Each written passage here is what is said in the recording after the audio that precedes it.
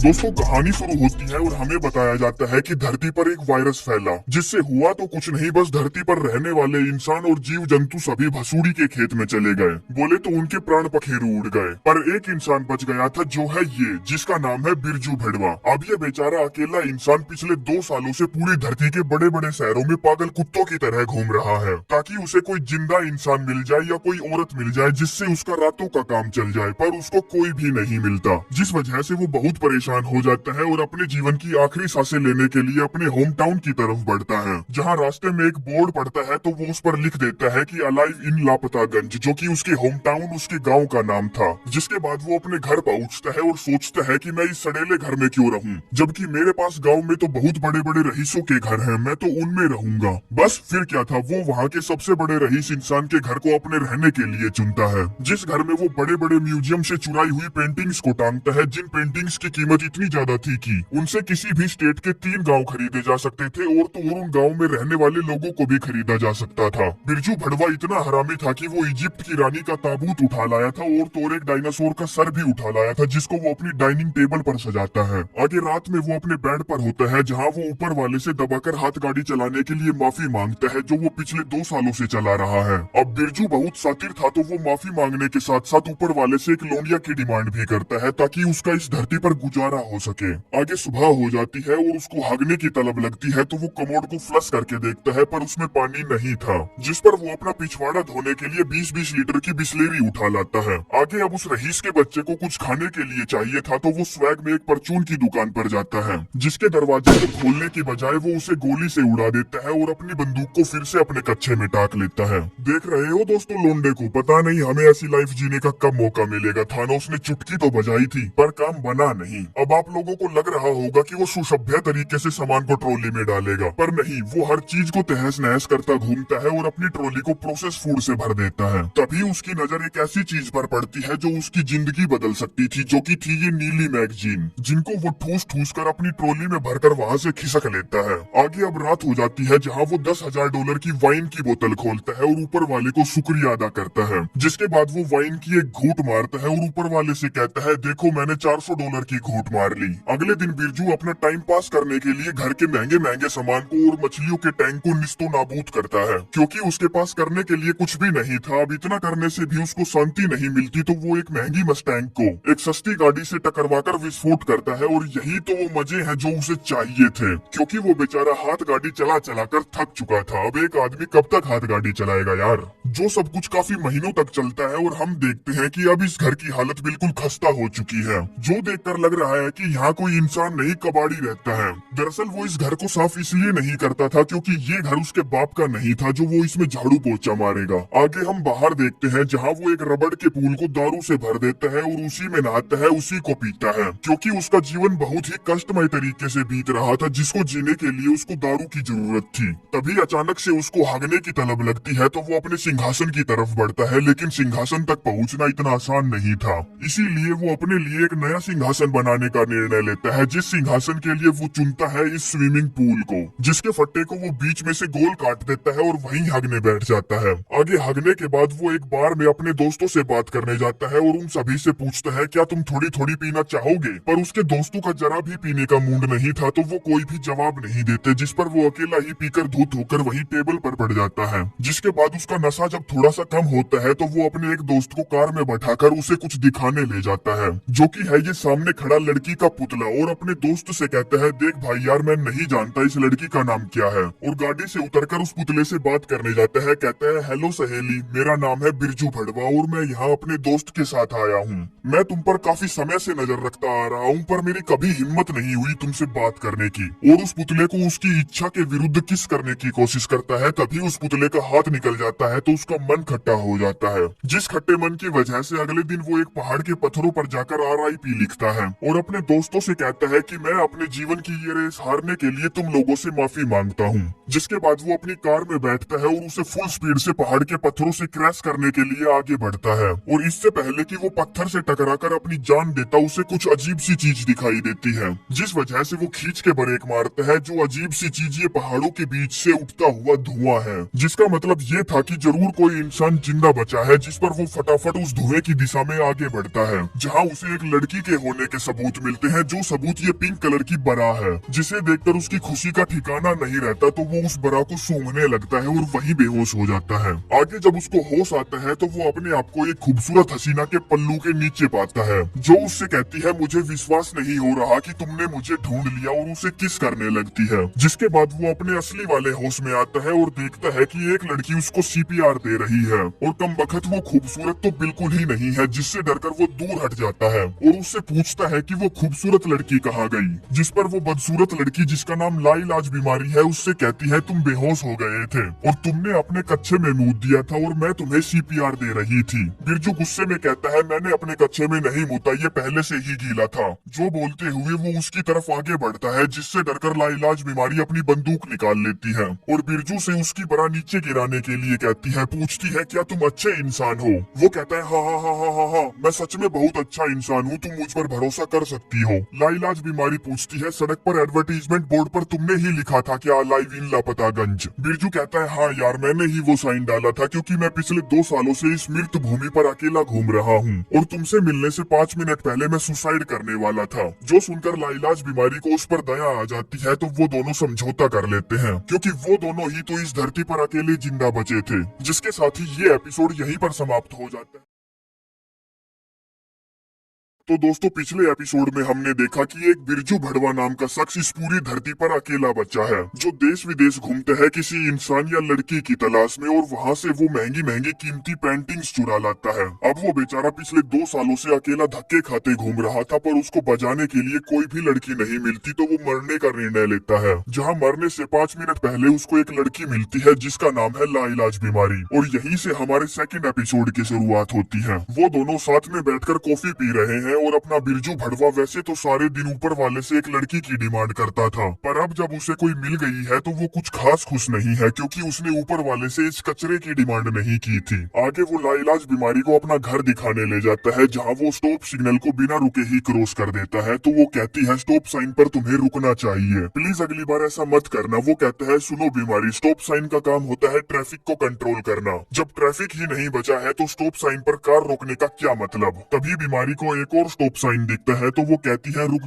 जा साले, रुक जा, यहीं रुक जा। जिस पर बिरजू को रुकना पड़ता है और दोनों तरफ देखना पड़ता है कि कोई उल्लू का पट्टा आ तो नहीं रहा एक्सीडेंट करके उन्हें मारने के लिए। आगे घर पर वो उसे अपना टॉयलेट पूल दिखाता है, फिर कचरा पूल दिखाता है, फिर दारू वाला पूल दिखाता है, फिर वो उसे अपने घर के अंदर का हाल दिखाता है, जहाँ वो कचरे में पड़े हीरे को पहचान लेती है और पूछती है ये पेंटिंग्स तुम्हें कहाँ से मिली। वो बताता है इनको मैंने म्यूजियम वगैरह से चुराया है। तभी बीमारी को वहाँ 3 बड़े बड़े किताबों के गट्ठर दिखते हैं, तो वो पूछती है ये सब क्या है। वो कहता है ये हाथ गाड़ी चलाने के लिए मेरी नीली मैगजीन है। जो सुनकर वो ओके ओके करने लगती है और कहती है मैं बस ट्राई कर रही हूँ कि मैं बुक को उसके कवर से जज ना करूँ, जो बुक तुम हो।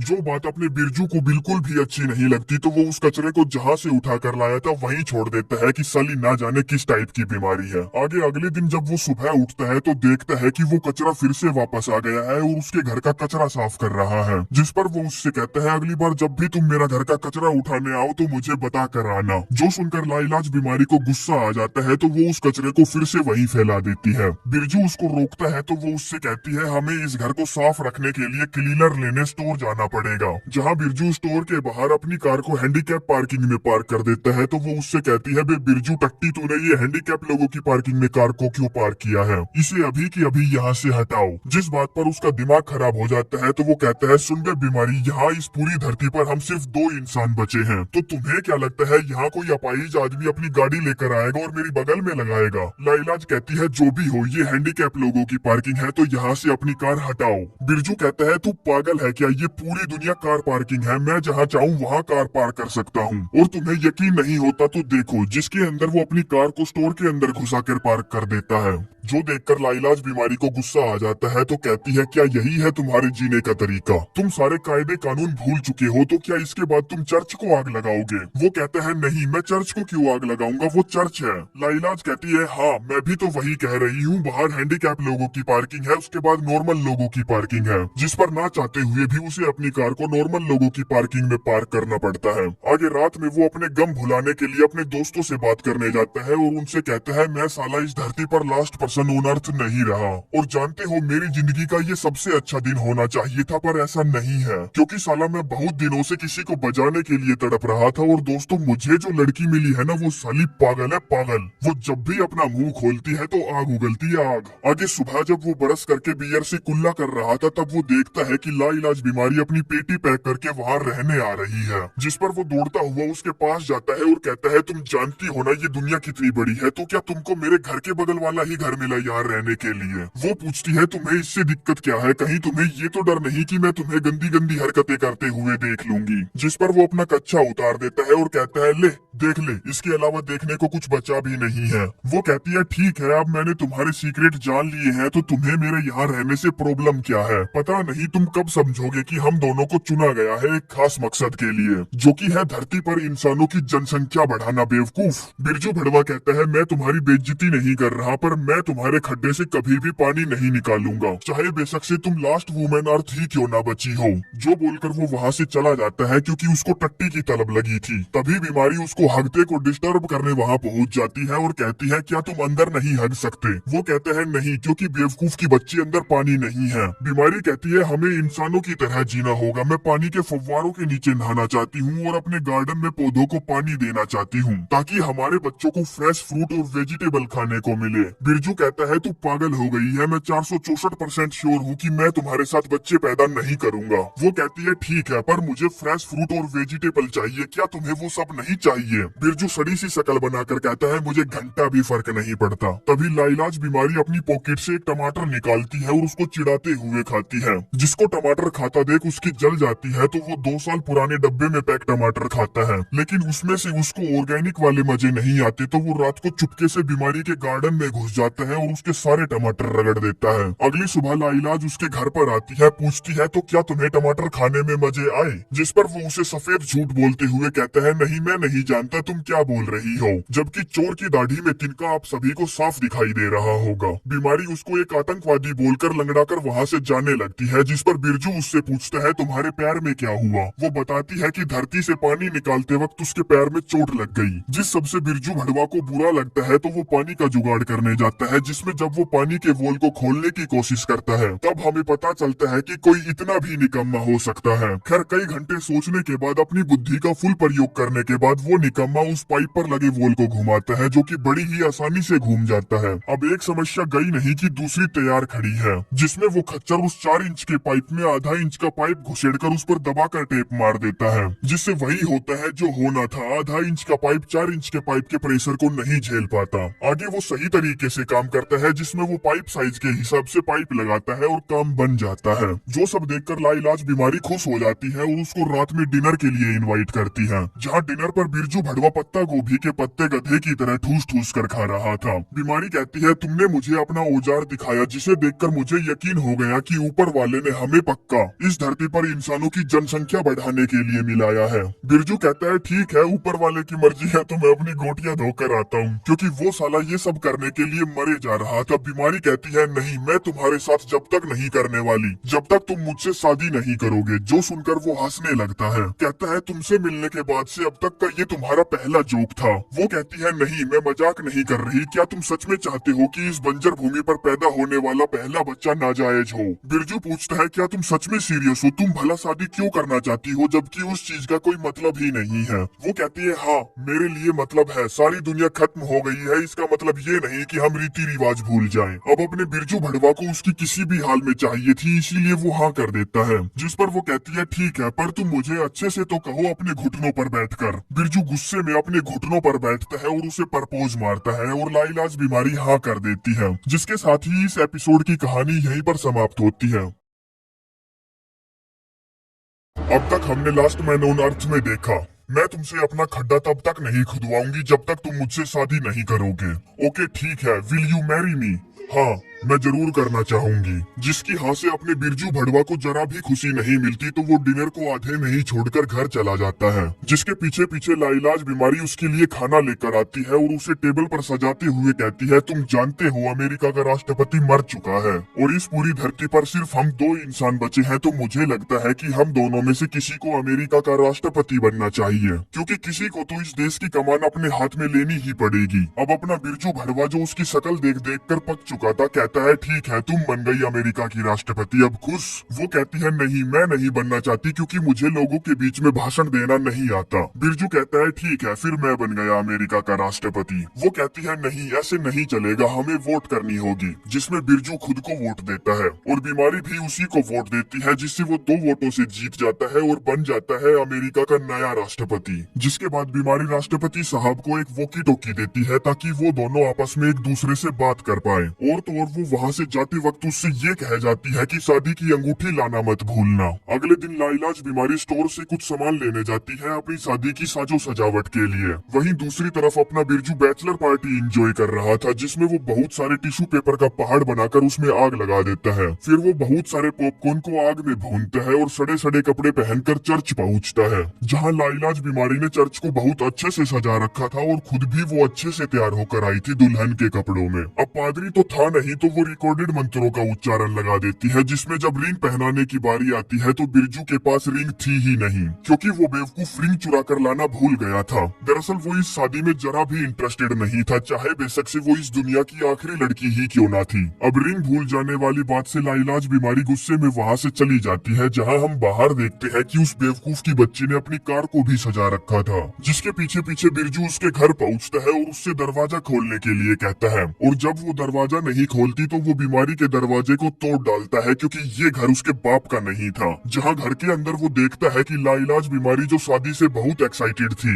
उसने पूरे घर को अच्छे से सजा रखा था और तो और उसने हरी सब्जियों का एक केक भी बना रखा था, जिसके ऊपर उसने 2 गुड्डे गुड़िया रख रखे थे और तो और उनको एक दूसरे की शेप दे रखी थी। जिसके बाद वो लाइलाज बीमारी को देखता है जो कि मोमबत्तियों के बीच बैठकर एक तकिए को सजा रही थी। बिरजू उससे दिल से माफी मांगता है उसकी बेवकूफियों के लिए और कहता है मैं सचमुच भूल गया था, अगर मुझे जरा भी याद होता तो मैं चर्च में अच्छे से तैयार होकर आता। जिन सब बहानों को वो एक्सेप्ट कर लेती है और उसे माफ कर देती है और रात में वो दोनों अंगूठी लेने के लिए ज्वेलरी शॉप में जाते हैं, जहाँ से वो बहुत सारी अंगूठी चुरा लेते हैं, जिनको एक एक करके बिरजू उसे पहना देता है और उससे शादी कर लेता है। अब शादी हो गई थी तो सुहागरात तो पक्की है, पर बिरजू का उसके साथ करने का जरा भी मन नहीं था, क्योंकि वो अंदर बाहर करने से ज्यादा बातें करती थी। जबकि बिरजू पिछले 2 साल से यही सोचता आ रहा था कि उसको अगर किसी की मिल जाए तो वो उसकी फाड़ कर रख देगा, पर नहीं, यहाँ तो सारा खेल ही उल्टा था। अगले दिन लाइलाज बीमारी अपने हस्बैंड के साथ वो सारे काम करती है जो करने में उसके हस्बैंड बिरजू को बहुत मजे आते थे।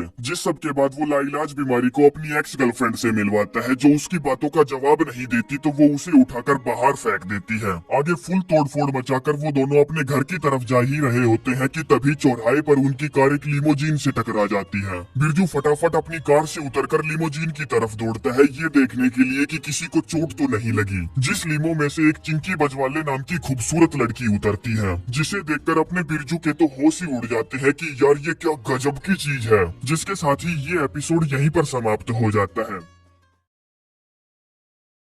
अब तक हमने लास्ट मैन ऑन अर्थ में देखा बिरजू भड़वे की कार एक लिमोजीन से टकरा जाती है, जिसमें से एक चिंकी बजवाले नाम की खूबसूरत लड़की उतरती है, जिसे देखकर तो उसके होश ही उड़ जाते हैं। जिसके बाद वो नई लड़की और अपना बिरजू कार की तरफ दौड़ते हैं कि कहीं बीमारी को कोई चोट तो नहीं लगी, जो उस नई लड़की को देखकर बहुत खुश हो जाती है, जिसको कार से निकालने के बाद वो कार से दूर हट जाते हैं और कार में ब्लास्ट हो जाता है, जिस वजह से उन दोनों को चिंकी बजवाले की कार से अपने घर जाना पड़ता है, जहाँ कार में बिरजू उसे घूरे जा रहा था और उसको इम्प्रेस करने के लिए उसकी हर छोटी छोटी बात पर खिलखिलाकर हंस रहा था। चिंकी कहती है मैं यहाँ एक बोर्ड पर अलाइव इन लापता गंज पढ़कर 2 हफ्ते पहले यहाँ पहुँची थी किसी जिंदा इंसान की तलाश में, पर मुझे कुत्ते का गू भी नहीं मिला। जो सुनकर बिरजू के तो होश ही उड़ जाते हैं, क्योंकि वो यहाँ लाइलाज बीमारी से पहले पहुँची थी, पर उसकी किस्मत खराब होने की वजह से वो उससे नहीं मिल पाया और सोचता है कि मैंने कितनी बड़ी बेवकूफी कर दी, मुझे उस बोर्ड के नीचे अपना एड्रेस भी लिखना चाहिए था ताकि चिंकी बजवाले उसे पहले मिलती और उसे लाइलाज बीमारी से शादी नहीं करनी पड़ती।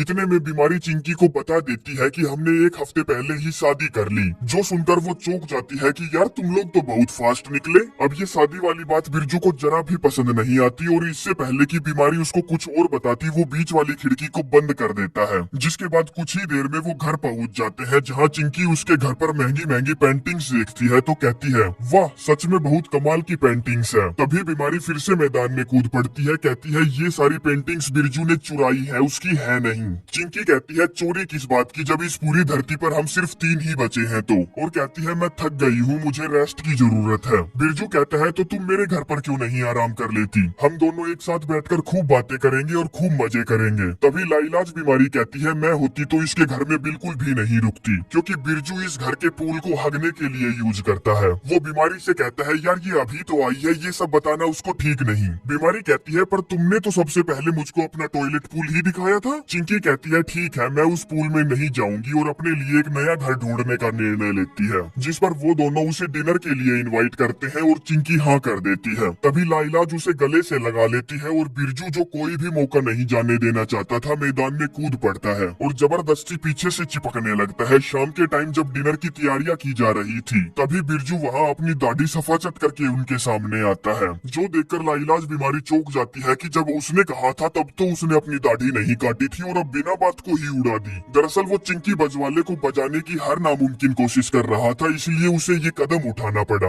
आगे वो तीनों डाइनिंग टेबल पर होते हैं जहाँ बिरजू चिंकी को घूरे जा रहा था और अपने आप को कोसे जा रहा था कि उसने ये अनमोल रतन कैसे जाने दिया। जिसके बाद वो उससे उसका लास्ट नेम पूछता है और उसकी दबाकर तारीफें करता है। फिर वो उससे उसका शहर का नाम पूछता है तो फिर से दबाकर तारीफें करता है। और तो और वो उसकी सारी बातों को हाँ करता है, जैसे कि उसकी फेवरेट मूवी भी इसकी फेवरेट है, उसकी फेवरेट कार इसकी भी फेवरेट है, उसका फेवरेट फूड इसका भी फेवरेट है और ना जाने क्या क्या, ताकि चिंकी को लगे कि उन दोनों के बीच में कोई रूहानी कनेक्शन है। आगे डिनर खत्म होने के बाद बीमारी बिरजू को उसके खेत में मजदूरी करने के लिए बुलाती है। अब बिरजू जिसका उसके खेत में मजदूरी करने का जरा भी मन नहीं था वो बहाना लगा देता है कि उसके पेट में दर्द है। लाइलाज पूछती है तुम मुझे एक बात बताओ, कहीं तुम चिंकी बजवाले से आकर्षित तो नहीं हो ना? वो कहता है सच बताऊं तो नहीं, जो बोलकर वो सोने चला जाता है। तभी आधी रात में उसके बेडरूम में चिंकी बजवाले अपनी बजवाने आती है, जिसको देखकर वो लार टपकते कुत्ते की तरह उसके पीछे पीछे जाता है, जहाँ कमोड पर बैठी हुई उसे बीमारी दिखती है, जिसे देखकर उसकी नींद उड़ जाती है। अगली सुबह चिंकी बिरजू से मिलने आती है, जहाँ वो देखती है कि बिरजू भड़वा एक्सरसाइज कर रहा है, जो कि उसने आज से पहले कभी नहीं की थी। दरअसल वो चिंकी को अपनी बॉडी दिखाकर पटाना चाहता था, इसलिए वो ये काले कांड कर रहा था। चिंकी कहती है क्या तुम मेरे साथ एक बार बाहर तक चलोगे, जहाँ हम एक कार देखते हैं जिस पर गिफ्ट वाला रिबन लगा हुआ था। चिंकी पूछती है ये सब क्या है? वो कहता है ये मेरी गलती का तोहफा है, क्योंकि मैंने तुम्हारी लिमोजीन को जो टक्कर मार दी थी। वो कहती है नहीं, तुम्हें ये सब करने की कोई जरूरत नहीं थी। तभी बीमारी जोर जोर से चिल्लाकर उसे अपने पास बुलाती है और पूछती है क्या तुमने चिंकी को एक नई कार गिफ्ट की है? वो कहता है हाँ, क्योंकि मैंने उसकी लीमो को जो टक्कर मार दी थी। बीमारी पूछती है भड़वे साले तेरे पास अब ये सब करने का टाइम कहाँ से आ गया, जबकि मैं तुझे 100 बार बोल चुकी हूँ कि मेरा दरवाजा ठीक कर दे, उसके लिए तो तेरे पास टाइम नहीं है। वो कहता है देख यार ये दरवाजा टूट चुका है, इसका अब कुछ नहीं हो सकता, तो क्यों ना तुम अपने लिए एक नया घर ढूंढ लो। बीमारी कहती है कोई चीज टूट गई है इसका मतलब ये नहीं कि हम उसे उठाकर कचरे में फेंक दे, मुझे नहीं पता तुम मेरा दरवाजा ठीक करोगी कैसे भी। आगे बीमारी चिंकी को अपनी शादी की फोटो दिखाती है जो उसने खुद ड्रॉ की थी। चिंकी पूछती है तुम दोनों की शादी हो चुकी है तो तुम दोनों एक साथ एक ही घर में क्यों नहीं रहते? वो कहती है नहीं, मैं उसके साथ नहीं रह सकती, वो गंदा है, मैंने बस उससे शादी इस धरती पर इंसानों की जनसंख्या बढ़ाने के लिए की, ताकि हमसे पैदा होने वाले बच्चे नाजायज ना कहलाएं। वहीं बिरजू जब दरवाजा ठीक कर रहा होता है तभी चिंकी उसके पास आती है, जिसे देखकर वो साला एक्सपर्ट होने का दिखावा करता है और हैमर को अपने ही हाथ पर दे मारता है और ऐसे दिखाता है कि उसको बिल्कुल भी चोट नहीं लगी। चिंकी कहती है मेरे पास एक जनरेटर है जिससे हम बियर ठंडी करके पी सकते हैं, तो शाम को बीमारी को लेकर मेरे घर आ जाना। लेकिन वो साला अकेले ही ठंडी ठंडी बियर पीने चला जाता है और उससे कहता है कि लाइलाज बीमारी की तबीयत खराब है, वो नहीं आ सकती, जबकि इस साले ने बीमारी को बताया ही नहीं कि चिंकी ने दोनों को बियर पीने के लिए इनवाइट किया है। जिस बात को छुपाने के लिए वो चिंकी से कहता है तुम उसको मत बताना कि मैं तुम्हारे साथ बियर पीने आया हूँ, क्योंकि उसको बुरा लगेगा कि मैं उसका बीमारी के समय में साथ न देकर यहाँ ठंडी बियर पी रहा हूँ। चिंकी कहती है ठीक है मैं नहीं बताऊंगी और कहती है जब मैं तुम दोनों से मिली थी तब मुझे बीमारी देखते ही पसंद आ गई थी, पर तुम मुझे कुछ खास पसंद नहीं आए थे। क्योंकि तुम्हारे अंदर से एक अलग ही टाइप की फ्रॉड वाली फीलिंग आ रही थी। पर जब तुमने अपनी सिचुएशन के बारे में मुझे बताया कि तुम 2 सालों से अकेले घूम रहे थे और मरने की तैयारी कर रहे थे, तब मुझे एहसास हुआ कि मैं तुम्हें गलत समझ रही थी। I am sorry. जो सारी बातें करते वक्त वो दबाकर बियर पिए जा रहे थे तो उन्हें चढ़ जाती है, जिस पर चिंकी बजवाले कहती है, मैं पिछले 2 साल से किसी मर्द की तलाश में घूम रही हूँ जिसको मैं ये बता सकूं कि मैं अंदर से भूखी हूँ। मुझे सच में जरूरत है कि कोई मुझे किस करे और मेरी लपेट लपेट कर मारे। बिरजू कहता है, हाँ मैं जानता हूँ ये सब नेचुरल है, कोई बड़ी बात नहीं है। वो कहती है, मैं तुम्हारे लिए खुश हूँ क्योंकि तुम बीमारी के साथ हो। मैं मानती हूँ कि तुम दोनों के बीच में सब कुछ सही नहीं है, पर एटलीस्ट तुम दोनों एक दूसरे के साथ तो हो, जिस सबकी मैं इज्जत करती हूँ। जो सब सुनकर बिरजू उसे बताना चाहता था कि वो बीमारी से जरा भी खुश नहीं है। उसे तो बस तेरी जैसी होट माल की तलाश थी और उसे मिला क्या? कचरा। कहती है, मेरी किस्मत तो देखो कितनी खराब है, मुझे धरती पर मौजूद एक आखिरी मर्द मिला, पर वो भी शादीशुदा। बिरजू कहता है, पर अब वो आखिरी मर्द शादीशुदा नहीं रहेगा और एक छोटी सी बात करने बोले तो अपनी शादी तोड़ने के लिए वो लाइलाज बीमारी को 3 बार तलाक बोलने जाता है, लेकिन वो उससे नहीं कह पाता क्योंकि वो उन दोनों की फोटो से एक दरवाजे पर टांगने वाला दिल बना रही थी, जो देखकर उसके मुंह से कुछ नहीं निकलता क्योंकि वो इतना भी बेवकूफ नहीं था कि वो किसी की फीलिंग्स को हर्ट कर दे। जिसके बाद वो वापस अपने घर चला जाता है और ये एपिसोड यहीं समाप्त हो जाता है। अब तक हमने लास्ट मैन ऑन अर्थ में देखा चिंकी बजवाले बिरजू को अपने दिल की फीलिंग बताती है, जो सुनकर वो बीमारी को 3 बार तलाक बोलने जाता है, पर वो नहीं बोल पाता। वहीं दूसरी तरफ हम एक ODR8 को देखते हैं, जिसका मतलब ये था कि एक इंसान और है जो इस धरती पर जिंदा बचा है। जो इंसान अपने बिरजू का बोर्ड पर लिखा हुआ अलाइव इन लापता गंज पड़ता है और उस तरफ निकल पड़ता है। रात के टाइम वो तीनों जो अपने आप को इस धरती के आखिरी बचे इंसान सोच रहे थे, इंजॉय कर रहे थे। बीमारी चिंकी बजवाले को बताती है कि बिरजू ने उससे शादी से पहले कहा था कि अगर वो धरती पर आखिरी बची फीमेल भी हुई ना, तो भी वो उसके खेत में अपना ट्रैक्टर नहीं चलाएगा। जिसके 2 दिन बाद ना जाने क्या हुआ कि सब बदल गया और हम दोनों ने शादी कर ली जनसंख्या बढ़ाने के लिए। तभी उनकी ड्रिंक्स खत्म हो जाती है तो बीमारी और बोतल लेने जाती है। तभी बिरजू चिंकी से कहता है, तो क्या प्लान है तुम्हारा उस बारे में जो तुमने कहा था कि तुम अंदर से भूखी हो, किसी को अपनी देना चाहती हो? चिंकी कहती है, मैं उन बातों के लिए शर्मिंदा हूँ, मैंने वो सब नशे में कहा था और कहीं तुमने वो वाली बात लाइलाज बीमारी को तो नहीं बता दी? वो कहता है, टेंशन नॉट, हम दोनों के सीक्रेट हम दोनों तक ही रहेंगे। चिंकी कहती है, हाँ इसीलिए ही तो मैं तुम्हारी इज्जत करती हूँ क्योंकि तुम सीक्रेट को संभाल कर रख सकते हो और तुम्हें अपनी शादीशुदा लाइफ की बहुत परवाह है। जो सुनकर उसको बुरा लगता है कि यार मैं तो इस पर लट्टू हुआ जा रहा हूँ और ये मुझे जबरदस्ती उसके साथ चिपकाई जा रही है। तब तक लाइलाज बीमारी ड्रिंक्स लेकर वापस आ जाती है और चिंकी से कहती है, हमें अब जाना होगा खेत में ट्रैक्टर चलाने के लिए क्योंकि धरती पर इंसानों की जनसंख्या बढ़ाने की जिम्मेदारी जो है हम पर। जहाँ घर पर बिरजू को वो बात बुरी लगी थी तो वो उससे कहता है, तुम्हें ये बात चिंकी के सामने बोलने की क्या जरूरत थी? लाइलाज बीमारी जो उसकी एक नहीं सुनती वहीं बेड पर लेट जाती है, कहती है चलो खुदाई शुरू करते हैं क्योंकि हमें ज्यादा से ज्यादा बच्चे पैदा करने हैं। जिसके बाद अगले दिन हम देखते हैं बिरजू अपने दोस्तों से बात कर रहा है कि यार मैं सच में पॉपुलेशन बढ़ाना चाहता हूँ, पर ये काम और भी जल्दी हो सकता है अगर मैं उन दोनों फीमेल को प्रेग्नेंट कर दूं तो। जिस पर उसके दोस्त उसको कोई सलाह नहीं देते कि साले तेरे मन में जो आए वो कर, हमें मत पका बस। आगे वो अपने इस प्लान को लेकर सीधा चिंकी बजवाले के पास जाता है और उससे पूछता है, क्या तुम सचमुच चाहती हो कि पॉपुलेशन बढ़नी चाहिए?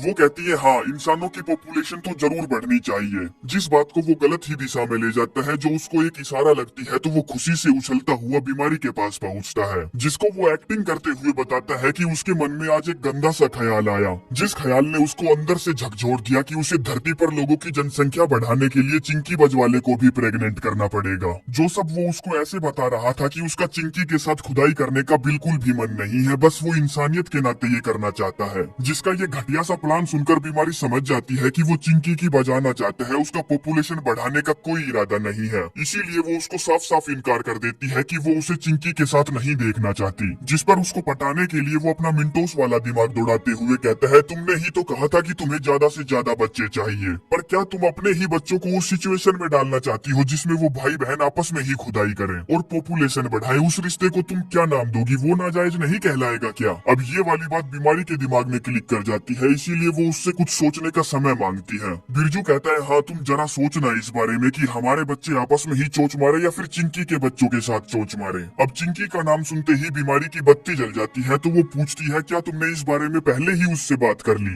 वो कहता है, नहीं यार मैं उससे बात क्यों करूंगा, मुझे उससे बात करने की कोई जरूरत नहीं है क्योंकि वो एक ओपन माइंडेड लड़की है। वो सच में बदलाव चाहती है और किसी का भी अंदर घुसवाना चाहती है। बीमारी कहती है, क्या बक रहे हो तुम? तभी बिरजू बिरजू अपनी स्टेटमेंट बदलते हुए कहता है, अरे यार वो तो नेचुरल है ना किसी का भी अंदर डलवाना या डालना। तुम जानती हो मैं इस दुनिया के लिए सब कुछ अच्छा करने की कोशिश कर रहा हूँ और तुम मुझ पर ही भड़क रही हो। वो कहती है, हाँ मैं जानती हूँ तू साले कितना अच्छा करने की कोशिश कर रहा है। साले भड़वे, तुझे तो बस उसकी किसी न किसी बहाने से चाहिए, तो चल साले निकल अब मेरे घर से। और उसे धक्के मार के घर से निकाल देती है, जिसके बाद बीमारी बिरजू की सारी बातें चिंकी को बता देती है। जो सब सुनकर वो बिरजू के पास जाती है और कहती है, साले बेवकूफ तूने बीमारी को क्या क्या बताया। वो कहता है, नहीं मैंने तो कुछ नहीं बताया। चिंकी कहती है, नहीं तुमने उसको सब कुछ बता दिया कि मैं तुम्हारे घोड़े से अपना खेत जुतवाना चाहती हूँ, जबकि मैंने तुमको उसी दिन बता दिया था कि मैं नशे की हालत में थी, मेरे मुंह से निकल गया था। और जानते हो उसने मुझसे ये कहा कि मैं उसके हस्बैंड बोले तो तुझको उससे छीनना चाहती हूँ। वो एक्टिंग करते हुए कहता है, एक मिनट रुको जरा मुझे सोचने दो कि मैंने उसे क्या क्या बताया। जिस पर चिंकी कहती है, अबे साले तू तो सचमुच बहुत बड़ा टोपा निकला, मुझे तुझसे ऐसी उम्मीद नहीं थी। आगे रात में वो सारा तामझाम सेट करके उन दोनों को पटाने की बहुत कोशिश करता है कि यारो मुझसे गलती हो गई, मुझे तुम लोगों से वैसी वैसी बातें नहीं करनी चाहिए थी, तुम मेरे साथ ऐसा नहीं कर सकती क्योंकि मैं आखिरी मर्द हूँ जो इस धरती पर बचा है। लेकिन वो दोनों उसकी एक नहीं सुनती और जब वो लगातार 4-5 घंटे माफी मांगता है तो वो दोनों उसे मिलने के लिए बुलाती है। बीमारी कहती है, हम दोनों ने उस बारे में बहुत सोचा और हमने तय किया कि हमें इस धरती का उद्धार करने के लिए जनसंख्या बढ़ानी ही होगी, इसीलिए तुम्हें चिंकी को भी बचाना होगा। जो सुनकर उसको सदमा सा लगता है, कहता है, यार तुम मेरे साथ चाल चल रहे हो ना ताकि ये जान सको कि मैं क्या सोचता हूँ। लाइलाज बीमारी कहती है, नहीं हमने बहुत दिमाग दौड़ाया और हम नहीं चाहते कि मेरे और तुम्हारे बच्चे आपस में ही खुदाई करें, जबकि अच्छा तो यही रहेगा कि मेरे और तुम्हारे बच्चे चिंकी के बच्चों के साथ खुदाई करें ताकि नाजायज नाम के शब्द को हम अपनी सभ्यता से निकाल सके। बिरजू जिसको बहुत जल्दी थी कहता है, तुम सही कह रही हो, मैं तैयार हूँ, चलो करते हैं। बीमारी कहती है, रुक जा बे साले रुक जा बेवकूफ, हमने एक रूल भी बनाया है जिसके अंदर पूरे महीने में सिर्फ तुम्हें चिंकी की बजाने को 3 बार मिलेगी, जिसमें तुझे इसके साथ करने में मजे नहीं आने चाहिए, और जब ये प्रेग्नेंट हो जाएगी तो तुम्हारा इसके साथ कोई भी फिजिकल रिलेशन नहीं होगा। वो कहता है, हाँ मैं तुम्हारे सारे रूल अच्छे से समझ गया और सच बताऊं तो मैं इन रूल की इज्जत करूंगा। ये सारा काम मेरे लिए एक जॉब से ज्यादा कुछ नहीं होगा। और दौड़ते हुए अपने घर जाता है जहाँ वो तकिए के पीछे जोर जोर से चिल्लाता है कि वाह मजे आ गए मजे आ गए। अगली सुबह लाइलाज बीमारी बिरजू के घर आती है और उसे ड्राई फ्रूट देते हुए कहती है, इनको खाकर जाना ताकि तुम्हारा माल गाढ़ा निकले और वो जल्दी प्रेग्नेंट हो जाए, और याद रखना कि तुम ये सब सिर्फ इंसानियत की भलाई के लिए कर रहे हो। जिसके बाद हम रात के समय देखते हैं कि वो चिंकी बजवाले को एक सुनसान सी जगह ले जाता है जहाँ उसने खुले आसमान के नीचे एक बेड को बहुत अच्छा सजा रखा था, और तो और वो उसे खाने के लिए डार्क चॉकलेट देता है ताकि चिंकी का जोश चरम सीमा पर पहुंच जाए। अब चिंकी को भी 2 साल हो गए थे खुदाई करवाई तो वो उसे सीधा किस करने लगती है, जिसमें वो उसको अपने से दूर हटाते हुए कहता है, आज की रात बहुत स्पेशल है, जिसमें वो उसके लिए गिटार बजाता है और आतिशबाजी करता है। जिससे होता तो कुछ नहीं, बस इस एपिसोड की शुरुआत में इस शहर की तरफ बढ़ रही OD-R8 आतिशबाजी की तरफ आने लगती है, जहाँ बिरजू चिंकी को बजाने की तैयारी कर रहा था। तभी वो कार उन दोनों की दमादम पार्टी के बीच पहुंच जाती है, जिसमें से ये जगदीश भगत नाम का मोटा गेंडा उतरता है, जिसको देखकर उन दोनों के तितर उड़ जाते हैं और ये एपिसोड यहीं समाप्त हो जाता है।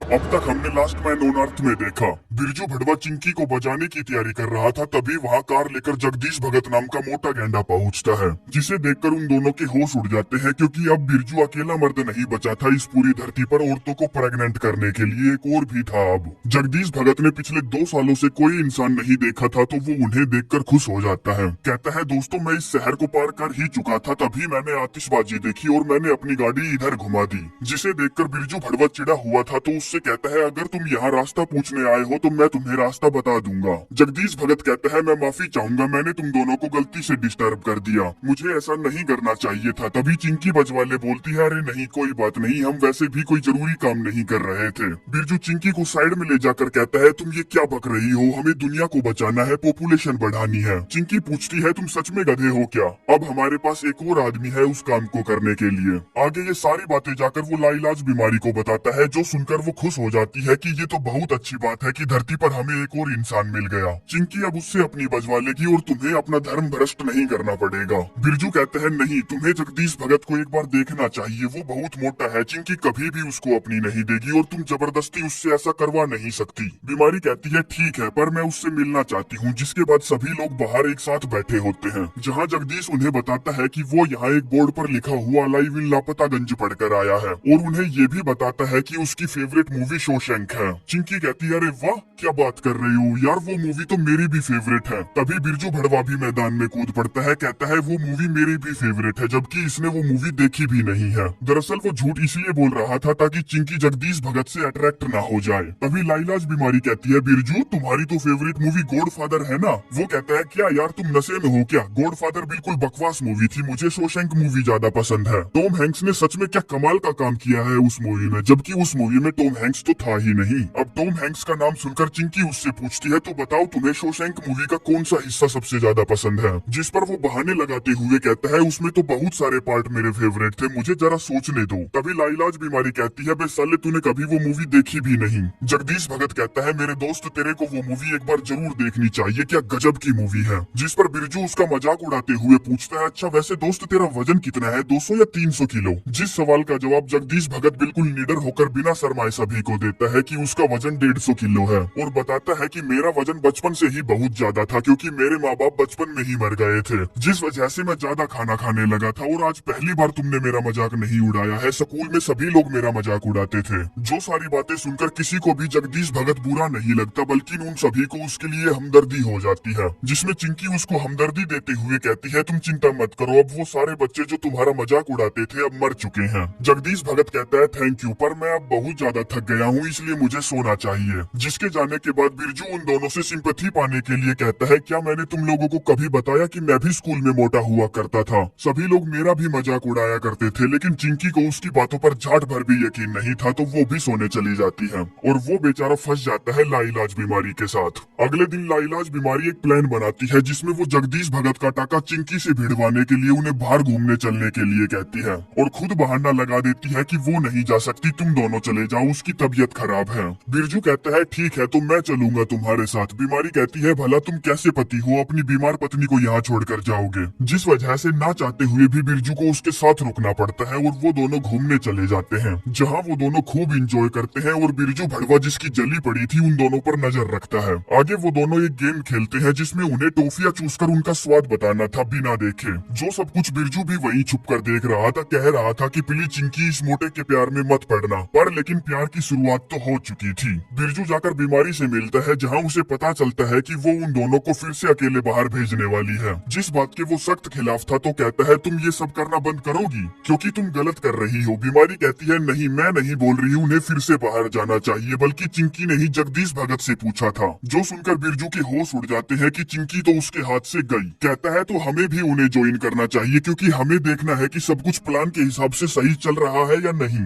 जो सुनकर बीमारी उन दोनों के साथ चलने के लिए मान जाती है, जहाँ बिरजू फिर से जगदीश का मजाक उड़ाते हुए कहता है कि चलो ना कपड़े उतार कर टेनिस खेलते हैं, बहुत मजा आएगा। अब जगदीश फिर से वही बिना शर्माए बिना सोचे कपड़े उतार देता है, और बिरजू चिंकी की शक्ल देखता है कि उसे जगदीश का शरीर गंदा लगा कि नहीं, पर पूरा का पूरा प्लान उल्टा पड़ जाता है। चिंकी पूछती है जगदीश भगत तुम्हारे पेट पर ये कट का निशान कैसा है, क्या हुआ था तुम्हारे साथ। वो कहता है मैंने किडनी डोनेट की थी अपने सौतेले भाई को, लेकिन उसके शरीर को वो किडनी रास नहीं आई तो वो मर गया। जो बोलकर वो भावुक हो जाता है और एक कोने में रोने चला जाता है, जिसके पीछे पीछे चिंकी भी जाती है। अब बिरजू जिसको हर किसी के फटे में टांग अड़ाने की आदत थी, तो वो भी जाकर देखता है कि चिंकी जगदीश भगत को चुप कराने के बहाने उसे चूसने में लगी है। तभी लाइलाज बीमारी भी वहाँ आ जाती है, कहती है बिरजू तुम कैसे जानते थे कि जगदीश ने अपने भाई को किडनी डोनेट की है, सचमुच तुमने बहुत कमाल का काम किया है उन दोनों को मिलवाकर। वो कहता है मैं नहीं जानता था, बस मेरी किस्मत खराब थी। आधी रात में बिरजू चिंकी के घर जाता है उसे जगदीश के खिलाफ भड़काने के लिए, कहता है तुम जानती हो बचपन में मेरे बहुत सारे दोस्त मोटे हुआ करते थे, जिनमें से एक तो 225 किलो का था, तो फैक्ट की बात ये है कि मोटे लोगों पर हमें भरोसा नहीं करना चाहिए क्योंकि वो भरोसेमंद नहीं होते, देख लेना एक दिन वो तुम्हारा भरोसा जरूर तोड़ देगा। जो सुनकर वो कहती है साले मुझे पता है तू कितना बड़ा गंध है, और दरवाजा उसके मुंह पर मार देती है। लेकिन वो गधे का बच्चा फिर भी वहीं खड़ा रहता है, दरवाजा खटखटाता रहता है, कहता है मुझसे गलती हो गई, सचमुच जगदीश भगत एक अच्छा इंसान है, मुझे नहीं पता मुझे क्या हो गया, ये शायद इस वजह से है कि मैं पिछले 2 सालों से अकेला घूमता रहा और फुटबॉल और बास्केटबॉल से बात करता रहा। जो सुनकर वो दरवाजा खोलती है, कहती है तुम सच में फुटबॉल से बात करते हो क्या, क्योंकि उसे लग रहा था कि ये साला फिर से कोई गेम खेल रहा है मुझे पटाने के लिए, पर ऐसा नहीं था। वो उसे अपने सारे दोस्तों से मिलवाता है जिनसे वो हाय बोलती है और पूछती है तो अब सच बताओ कि तुम्हारी फेवरेट मूवी कौन सी थी, और हाँ बेवकूफ मत बनाना। बिरजू कहता है गॉडफादर मेरी फेवरेट मूवी है। चिंकी पूछती है तो फिर तुमने झूठ क्यों बोला था कि शोशैंक तुम्हारी फेवरेट फेवरेट मूवी है। बिरजू कहता है मैं नहीं जानता मैं ऐसा क्यों हूँ। वो कहती है अगर तुम्हें मेरा साथ चाहिए तो मेरे साथ ईमानदारी दिखाया करो। बिरजू कहता है सच बताऊं तो तुम वो लड़की हो जिसका मुझे इंतजार था। ऊपर वाले से मैं सिर्फ तुम्हारी ही डिमांड करता था और मुझे मिला क्या? कचरा। मैं सिर्फ तुमसे प्यार करता हूँ तो क्या मेरा कोई चांस है? चिंकी उसे साफ मना कर देती है कि तुम्हारा कोई चांस नहीं है, जिस पर बिरजू थोड़ा सा सोचता है और बातें घुमाते हुए कहता है ये लाइनें तो मैं लाइलाज बीमारी के लिए सोच रहा था, तो कैसी लगी तुम्हें मेरी ये लाइनें? चिंकी कहती है बिल्कुल परफेक्ट थी, जिसके साथ ही ये एपिसोड यहीं पर समाप्त हो जाता है।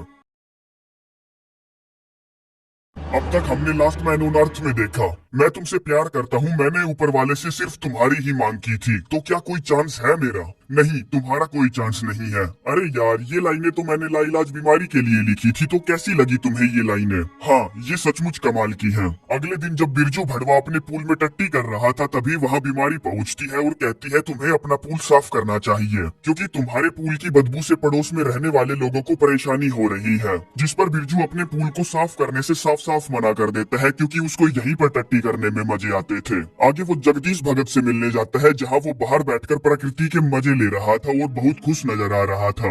बिरजू उससे पूछता है कल यार चिंकी के घर से पूरी रात गाने बजने की आवाजें आ रही थी, तो क्या बता सकते हो तुम क्या चल रहा था वहाँ? जगदीश उसको शुरू में तो बताने से मना करता है, लेकिन बिरजू जब उससे बार बार पूछता है तो वो उसे बता देता है कि उसने चिंकी की कल पूरी रात बजाई। जो सुनकर बिरजू को बहुत बुरा लगता है, पर वो ऐसे दिखाता है कि वो कितना खुश है। तभी वहाँ चिंकी भी आ जाती है और जगदीश भगत से कहती है मुझे घर पर तुम्हारी मदद चाहिए। बिरजू कहता है अरे मैं कर देता हूँ ना मदद। चिंकी कहती है नहीं, क्योंकि वो काम जगदीश ने शुरू किया था तो वही खत्म करेगा, और वहाँ से चली जाती है। जगदीश कहता है क्या तुम्हें यकीन हो रहा है? वो अभी मुझसे अपना खड्डा खुदवाने की बात करके गई है। आगे जैसे ही वो घर पहुँचता है उसको गाने की आवाजें आने लगती है, जिसका मतलब ये था कि खड्डे की खुदाई स्टार्ट हो चुकी है। जो सब उसे बहुत बुरा लग रहा था, तो वो सीधा जाकर अपने दारू के पूल में पड़ जाता है, क्योंकि यही अब उसका एक सहारा बचा था। आधी रात में जब वो सोने की कोशिश करता है तो वो गाना फिर से बजने लगता है, मतलब कि खड्डे की खुदाई शुरू हो चुकी है। जो सोच कर उसको भला नींद कैसे आ सकती थी कि कोई उसकी चाहत को बजा रहा है। अगली सुबह बिरजू भड़वा अपनी वाइफ बीमारी के साथ ब्रेकफास्ट कर रहा था, जहाँ बीमारी उससे पूछती है कि चिंकी अपनी जगदीश भगत को लपेट लपेट कर दे रही है, क्या तुम जानते हो ये बात? जो सुनकर बिरजू की जल जाती है तो वो कहता है क्या यार तुम कुछ और बात करोगी प्लीज? तभी वो साला गाना फिर से बजने लगता है, जिससे बिरजू को गुस्सा आ जाता है। बीमारी कहती है अगर तुम्हें इस गाने से इतनी ही नफरत है तो तुम उसे बंद क्यों नहीं करवा देते, क्योंकि तुम अमेरिका के राष्ट्रपति हो, तुम कुछ भी करवा सकते हो। बस फिर क्या था, अब राष्ट्रपति पर बात आ गई थी तो एक कॉन्फ्रेंस बुलाई जाती है, जिसमें वो सभी को एक शिकायत दर्ज करने वाला बोर्ड दिखाता है। कहता है अपनी पूरी सोसाइटी की कंप्लेन यहाँ लिखी जाएगी, और सबसे पहला प्रस्ताव मैं रखता हूँ कि तुम दोनों को कबड्डी खेलते वक्त अपने गाने को बंद रखना होगा, क्योंकि पूरी सोसाइटी को उससे प्रॉब्लम होती है। चिंकी कहती है मैं और जगदीश भगत जो भी करते हैं तुम्हारा उससे क्या लेना देना, अपने काम से काम रखो। बिरजू अपनी वाइफ से पूछता है क्या ये नहीं जानती कि मैं अमेरिका का नया राष्ट्रपति हूँ? वो कहती है ये तो सचमुच बेवकूफी है, मजाक चल रहा है क्या? बिरजू कहता है क्या बेवकूफ तूने कभी डेमोक्रेसी के बारे में नहीं सुना क्या? अगर नहीं सुना तो ये वही है। जिसके बाद वोट की जाती है कि कौन कौन कबड्डी खेलते वक्त गाने बजाने के खिलाफ है,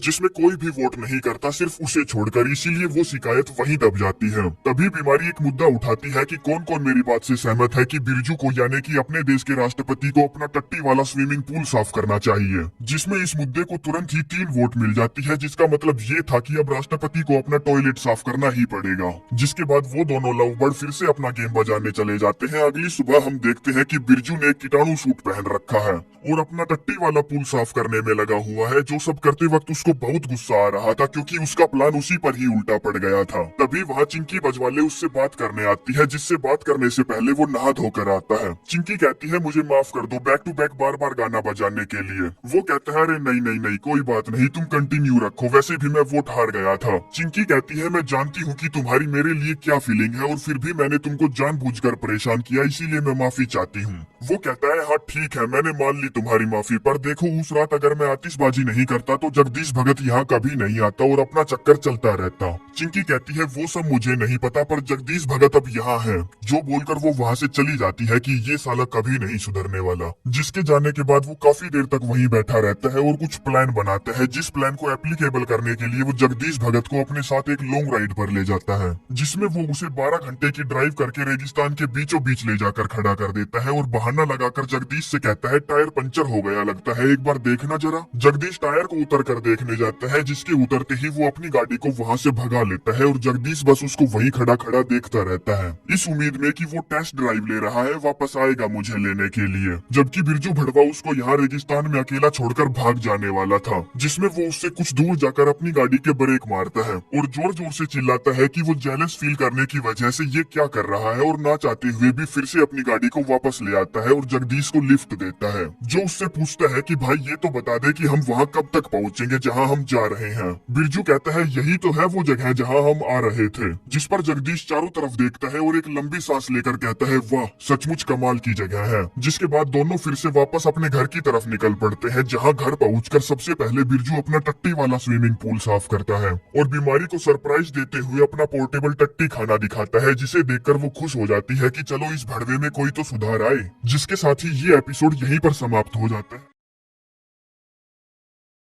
अब तक हमने लास्ट मैन ऑन अर्थ में देखा बिरजू भड़वा जगदीश भगत से बहुत परेशान हो चुका था, तो वो उसे रेगिस्तान में छोड़ने जाता है, लेकिन वहाँ उसका इरादा बदल जाता है, तो वो उसे वापस घर ले आता है और अपने टॉयलेट पूल को साफ करता है। आगे रात में सभी एक साथ बैठे थे, तभी लाइलाज बीमारी की नजर चिंकी के हाथ में पड़े ब्रेसलेट पर पड़ती है, तो उससे पूछती है ये तुम्हें किसने दिया। वो कहती है ये मुझे जगदीश भगत ने दिया अपना प्यार दिखाने के लिए। लाइलाज कहती है वाह सचमुच क्या गजब का गिफ्ट है, बिरजू भड़वे ने तो आज तक मुझे खुद का बाल भी नहीं दिया। बिरजू कहता है बेसाली मैंने उस दिन दी तो थी तेरे को पिघली हुई आइसक्रीम, साला किसी को भी कदर ही नहीं है मेरी। तभी जगदीश उन सभी को अपने हाथों से बनाए हुए पुतले दिखाता है, जो देखकर वो दोनों लड़कियां ऐसे पागल हो जाती हैं, जैसे कि जगदीश भगत ने दा विंची द चूतिया की कोई पेंटिंग बना दी हो। जिस पर बिरजू भी उसकी झूठी तारीफ करता है, कहता है यार माँ कसम तेरे हाथों में हुनर है हुनर। जिन पुतलों को जगदीश भगत बिरजू के बगल में रखी टेबल पर रख देता है, जिनको वो जानबूझकर गिरा देता है और कहता है यार ये तो गलती से गिर गए। जिनमें से एक पुतला टूट जाता है तो जगदीश कहता है कोई बात नहीं मैं उसको फिर से ठीक कर दूंगा,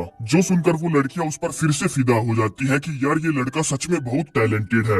अगले दिन बिरजू भड़वा लाइलाज बीमारी से उसका डीवीआर प्लेयर उधार मांगने जाता है, जिस पर वो कहती है तुम जो भी डीवीआर पर देखोगे वो हम साथ में भी तो देख सकते हैं, बहुत मजा आएगा। वो कहता है नहीं तुझे पता है ना यार मुझे स्पेस चाहिए। वो कहती है हाँ मैं जानती हूँ तुम्हें स्पेस चाहिए, पर स्पेस हमारी इस धरती पर जनसंख्या बढ़ाने में मदद नहीं कर सकता, इसीलिए हमें साथ रहना चाहिए। बिरजू कहता है नहीं मुझसे नहीं होगा। बीमारी कहती है तो एटलीस्ट मेरे दरवाजे को ही ठीक कर दे, अगर तुझसे नहीं हो रहा तो मैं जगदीश को बोल दूंगी वो अपने आप कर देगा। जो सुनकर बिरजू की जल जाती है तो वो उस साले दरवाजे का नाप लेने लगता है, और इसका नाप लेना देखकर तो कारपेंटर भी शर्मा जाए, जिस पर वो उसके दरवाजे का गलत नाप लेकर सही दरवाजा बनाने का वादा करके चला जाता है, और दरवाजा बनाने की बजाय सीधा जाकर अपने दोस्तों के साथ गप्पे लड़ाने लगता है। कहता है यार उस जगदीश भगत ने तो मेरी गींद में दम कर रखा है, सभी लोग हर टाइम उसकी तारीफें ही करते रहते हैं, जगदीश ने ये किया जगदीश ने वो किया, जैसे कि उन लोगों के लिए तो मेरा कोई अस्तित्व ही नहीं है। और जगदीश को गंदी गंदी गालियां बककर वो जैसे ही बाहर आता है तो उसे एक चीज दिखती है, जिसे देखकर उसके होश उड़ जाते हैं। जो चीज थी ये गाय। अब उसके होश इसलिए उड़े थे कि इस धरती पर इंसान तो इंसान सारे जानवर भी भसूड़ी के खेत में जो चले गए थे।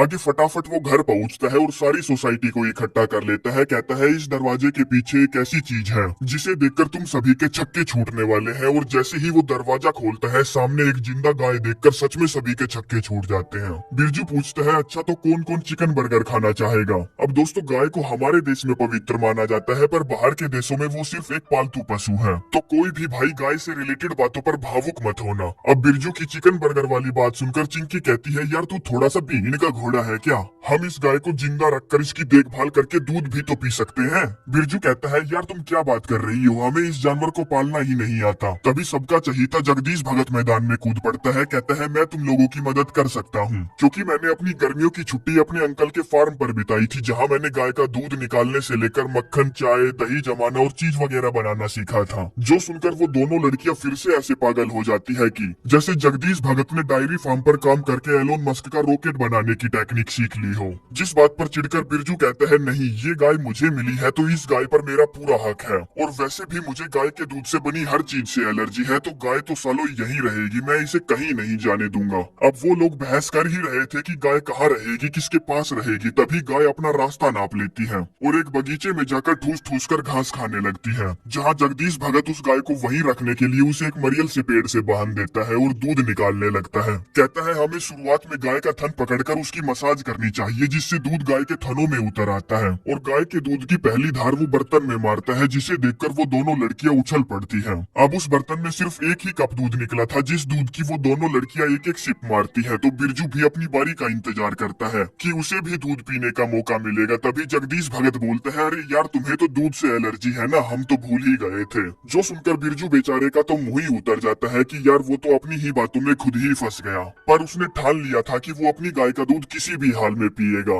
इसीलिए वो रात में चुपके से एक बर्तन में गाय का दूध निकाल कर पीता है। तभी वहाँ वो किसी को आता देखता है तो वही पत्थर के पीछे छुप जाता है और देखता है कि चिंकी और जगदीश भगत चाय बनाने के लिए दूध लेने आए थे। जिन दोनों को एक साथ देखकर उसकी जल जाती है तो वो गाय की रस्सी खोल देता है ताकि गाय का भागने का सारा इल्जाम जगदीश भगत पर लगे, जिस गाय को वो अपने सीक्रेट अड्डे पर ले जाता है। और अगले दिन सुबह हो जाती है। जगदीश भगत दौड़ता हुआ उन दोनों लड़कियों के पास आता है, कहता है गाय अपने ठिकाने पर नहीं है, वो भाग गई। जिस पर वो सारे मिलकर उसको ढूंढने लगते हैं, पर किसी को भी गाय का एक बाल तक नहीं मिलता, जिसका सारा इल्जाम जगदीश भगत अपने ऊपर ले लेता है। कहता है मैंने गाय को बहुत अच्छे से बांधा था, पर जब मैं सुबह उठा तो मुझे वहाँ गाय नहीं मिली। बिरजू जो उसे सभी के सामने शर्मिंदा करना चाहता था और खुद हीरो बनना चाहता था, कहता है हाँ दोस्त, गाय को भगाने में 100% तेरी ही गलती है, क्योंकि तूने रस्सी को अच्छे से नहीं बांधा था। पर तू चिंता मत कर, मैं तेरे साथ हूँ। मैं गाय को कहीं से भी ढूंढ कर लाऊंगा, चाहे मुझे उसके लिए जहन्नुम ही क्यों न जाना पड़े। तभी चिंकी जो जानती थी कि बिरजू क्या चीज है, उससे कहती है तुम जानते हो ना गाय कहाँ है, हमें बेवकूफ मत बना।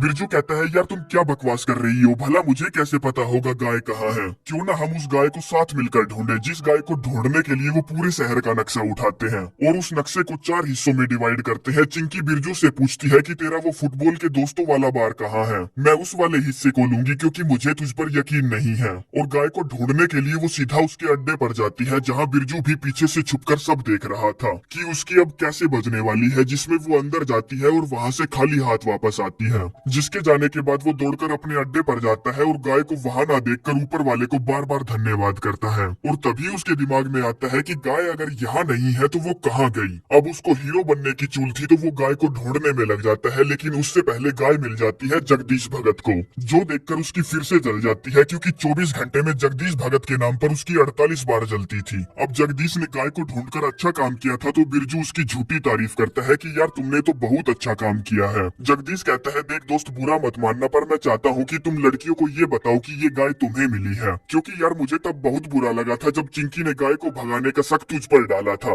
बिरजू कहता है ठीक है, पर तुम ये बताओ कि तुम मेरे लिए ऐसा क्यों कर रहे हो। जगदीश कहता है क्योंकि भाई तूने मेरे लिए बहुत कुछ किया है। अगर तू उस दिन बोर्ड पर अलाइव इन लापतागंज नहीं लिखता तो मैं यहाँ कभी नहीं होता और अपने सपनों की लड़की से कभी नहीं मिल पाता। मेरे पास कहने के लिए अब दोस्त है और एक गाय है जो दूध देती है, और इस मरी हुई धरती पर इतना सब पाकर मैं बहुत खुश हूँ। जो सब कुछ मुझे बस तेरी बदौलत ही मिला है मेरे भाई। आगे रात हो जाती है और जब सारी सोसाइटी एक साथ बैठी होती है तब बिरजू भड़वा कहता है ये देखो मुझे मिल गई गाय, जो देखकर सभी लोग खुश हो जाते हैं और गाय के दूध से नहीं पता क्या बनाकर खाते हैं, पर उन्हें मजे आते हैं। पर अपना बिरजू भड़वा गाय के दूध से बना हुआ कुछ नहीं खा सकता था, क्योंकि वो अपने ही झूठ के माया जाल में जो फंस गया था। आगे रात में जब सभी अपने अपने घर सोने चले जाते हैं तभी लाइलाज बीमारी जोर जोर से चिल्लाती है। सभी लोग दौड़कर उसके घर जाते हैं, जहाँ वो देखते हैं कि गाय उसके घर में घुस गई है, जो देखकर बिरजू को उस पर बहुत हंसी आती है। तो लाइलाज बीमारी कहती है ठीक है, हम गाय को यहीं रहने देते हैं, क्योंकि अब समय आ गया है कि मैं अपने हस्बैंड के साथ रहूं उसी के घर पर। जो सब सुनकर बिरजू की हंसी उदासी में बदल जाती है कि यार ये तो बहुत गलत हुआ। आगे वो दोनों अपने बिस्तर में होते हैं, जहाँ लाइलाज बीमारी अपने पैरों में भर भर कर वैसलीन लगा रही थी, जिसको ऐसा करता देख बिरजू को बहुत गुस्सा आ रहा था, क्योंकि उसकी प्राइवेसी जो चली गई थी। जिसके साथ ही ये एपिसोड यहीं पर समाप्त हो जाता है। अब तक हमने लास्ट मैन ऑन अर्थ में देखा लाइलाज बीमारी के घर में गाय घुस जाती है, जो सब देखकर बिरजू उस पर बहुत हंसता है। बीमारी कहती है अब टाइम आ गया है कि मैं अपने हस्बैंड के साथ रहूं, जिस सबसे अपने बिरजू को बहुत गुस्सा आ रहा था। और तो और वो रात को सोते वक्त ऑक्सीजन मास्क लगाकर सोती थी, जिससे बहुत नॉइस होती है और बिरजू सो नहीं पाता। पर अब साला करे भी तो करे क्या। आगे जैसे ही सुबह होती है बिरजू भड़वा अपने बेडरूम से उतरकर नीचे आता है तो देखता है कि उसकी करोड़ों की पेंटिंग में कुछ फेरबदल हुई है। जो फेरबदल ये कुत्ते का बच्चा है, जिस पर वो लाइलाज बीमारी से पूछता है कि ये ये कुत्ते का बच्चा इस ब्रिज पर क्या कर रहा है, और कहता है अगली बार मेरी पेंटिंग्स के साथ छेड़छाड़ करने की कोई जरूरत नहीं है। तभी हम देखते हैं कि उसने इस पेंटिंग के साथ ही नहीं सारी पेंटिंग्स के साथ अन्याय किया था, जिस सबसे बिरजू को बहुत गुस्सा आता है, पर वो उससे कुछ नहीं कहता। तभी वो देखता है कि मेरे घर में एक चीज मिसिंग है, जो चीज थी उसकी ढेर सारी नीली मैगजीन। वो बीमारी से पूछता है मेरी मैगजीन कहाँ है। वो बताती है मैंने उनको पैक करके गैराज में रख दिया। बिरजू कहता है बे साली बेवकूफ, क्या तुम मेरी चीजों को इधर से उधर रखना बंद करोगी। बीमारी कहती है देख मेरे दोस्त, अब हम दोनों एक साथ रहते हैं तो कुछ भी मेरा या तुम्हारा नहीं है, हम दोनों का है। वो कहता है ठीक है, तो हमारी नीली मैगजीन वापस उठाकर यहीं लाओ, क्योंकि मुझे हाथ गाड़ी चलानी पड़ती है। वो कहती है ठीक है ना, कोई दिक्कत नहीं है। हाथ गाड़ी चलाने के लिए मेरे पास एक मस्त सी चीज है, जिसमें वो उसे एक एडवर्टाइजमेंट टेम्पलेट देते हुए कहती है कि लो इसे देखकर अपनी हाथ गाड़ी चला लो, जिसमें सिर्फ एक लड़की ऐसे ही पोज देकर खड़ी थी। अब ये सारा टॉर्चर उससे नहीं सहा जा रहा था, तो वो घर से बाहर जाने लगता है।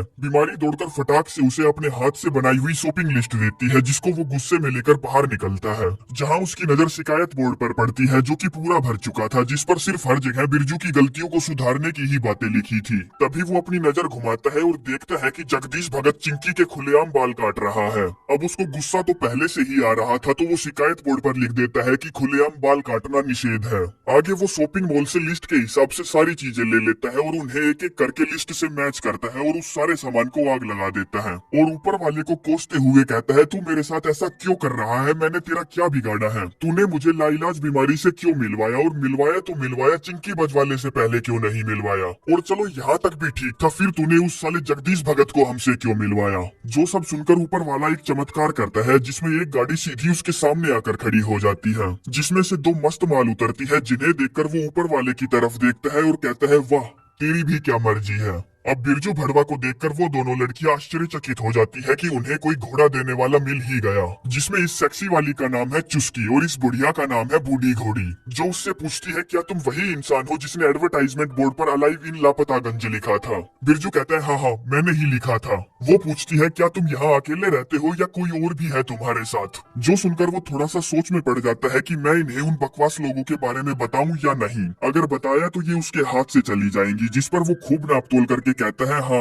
मैं यहाँ अकेला रहता हूँ, इस पूरी दुनिया में मेरा कोई भी नहीं है। जो सुनकर वो लड़कियां खुशी से उछल पड़ती है और वो सारे एक दूसरे से गले मिलते हैं, जिसके बाद वो वहीं पर एक खाली पड़े आलीशान होटल को अपने रहने के लिए चुनते हैं और खुशी में एक शैंपेन की बोतल खोलते हैं कि वो तीनों इस धरती पर आखिरी बचे इंसान है। बिरजू उन दोनों से उनका इंट्रोडक्शन लेता है और पहले की ही तरह उनके तारीफों के पुल बांध देता है, क्योंकि वो उन दोनों को अपनी तरफ अट्रैक्ट करना चाहता था, वो दोनों को एक साथ बजाना चाहता था। जिस पर वो कहती है असली तारीफ के हकदार तो तुम हो, जो तुमने उस एडवर्टाइजमेंट बोर्ड पर लिखा कि कोई इंसान लापतागंज में जिंदा है, तुम सचमुच एक जीनियस हो। चुस्की कहती है हमें लगता था कि इस पूरी धरती पर हम सिर्फ दो औरतें ही बची हैं, और हम दोनों हमेशा टेंशन में रहती थी कि अब इंसानों की जनरेशन का क्या होगा, वो कैसे आगे बढ़ेगी जब तक हमें कोई घोड़े वाला मर्द नहीं मिल जाता। तभी बूढ़ी घोड़ी की शैंपेन खत्म हो जाती है, तो बिरजू उसके गिलास को फिर से भरता है, जिस पर चुस्की की नजर उसकी पहनी हुई अंगूठी पर पड़ती है और वो पूछती है क्या तुम शादीशुदा हो। अब इससे पहले कि वो उन्हें कुछ टट्टी बताता, तभी बूढ़ी घोड़ी बोलती है तुम्हें कोई जरूरत नहीं है हमें वो सब बताने की, हम भला तुम्हारे गड़े मुर्दों के बारे में जानकर क्या करेंगे, पर जो भी हुआ बुरा हुआ, और उसको रात के डिनर के लिए इनवाइट करती है, क्योंकि पेट भरने के बाद ही तो खुदाई का कार्यक्रम चलेगा। जिसके बाद वो फिर से शॉपिंग करता है और सारा सामान लेकर घर पहुंचता है। जो सारा सामान देखकर बीमारी बहुत खुश हो जाती है, लेकिन बिरजू ने एक गलती कर दी थी, जिसमें वो साला जब उन दोनों लड़कियों के साथ होटल गया था तो होटल की साबुन उठा लाया था। बीमारी पूछती है तुम होटल क्या करने गए थे, क्या तुमने वहाँ कोई अपनी पर्सनल रखेल रख रखी है। बिरजू उसे जबरदस्ती अपने हाथी वाले दांत दिखाते हुए कहता है अरे यार क्या मजाक कर रही हो।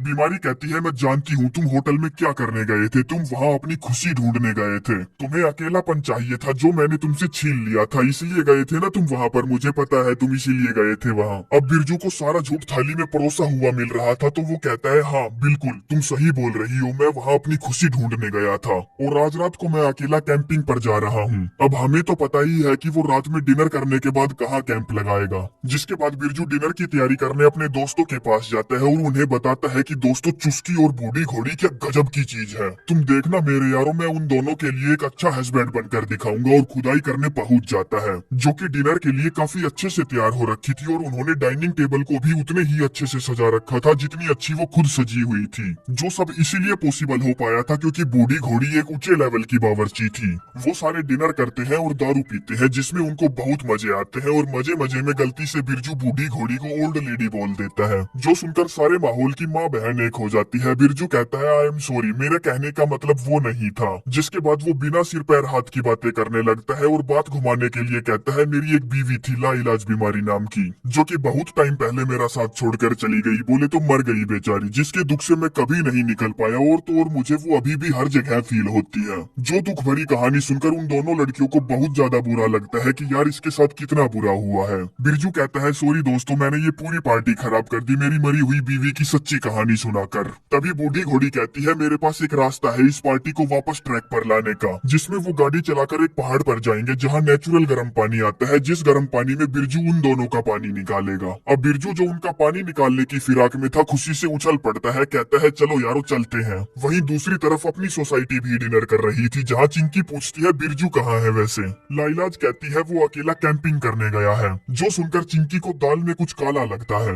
लाइलाज कहती है अरे यार तुम गलत समझ रही हो, वो एक सच्चा और एक अच्छा इंसान है। जगदीश भगत कहता है हाँ वो सचमुच एक अच्छा इंसान है और हमें उसका दिल से धन्यवाद करना चाहिए, क्योंकि आज हम जो भी है सिर्फ उसी की वजह से ही है। लाइलाज कहती है तो क्यों ना हम स्टोर जाकर उसके लिए गुब्बारा वगैरह और पार्टी का सामान लेकर आए और एक मस्त सा माहौल तैयार करें, जो सब देखकर बिरजू को बहुत अच्छा लगेगा कि हम भी उसकी फिक्र करते हैं। दूसरी तरफ बिरजू उन दोनों लड़कियों के साथ निकल पड़ता है और खूब मजे कर रहा है। बूढ़ी घोड़ी कहती है हम पहाड़ी के ऊपर पहुंचते ही दमादम का प्रोग्राम शुरू कर देंगे, तब तक तुम अपनी पैंट उतार लो। जो सुनते ही बिरजू की चांदी चांदी हो जाती है तो वो फटाफट अपनी पैंट उतारने लगता है।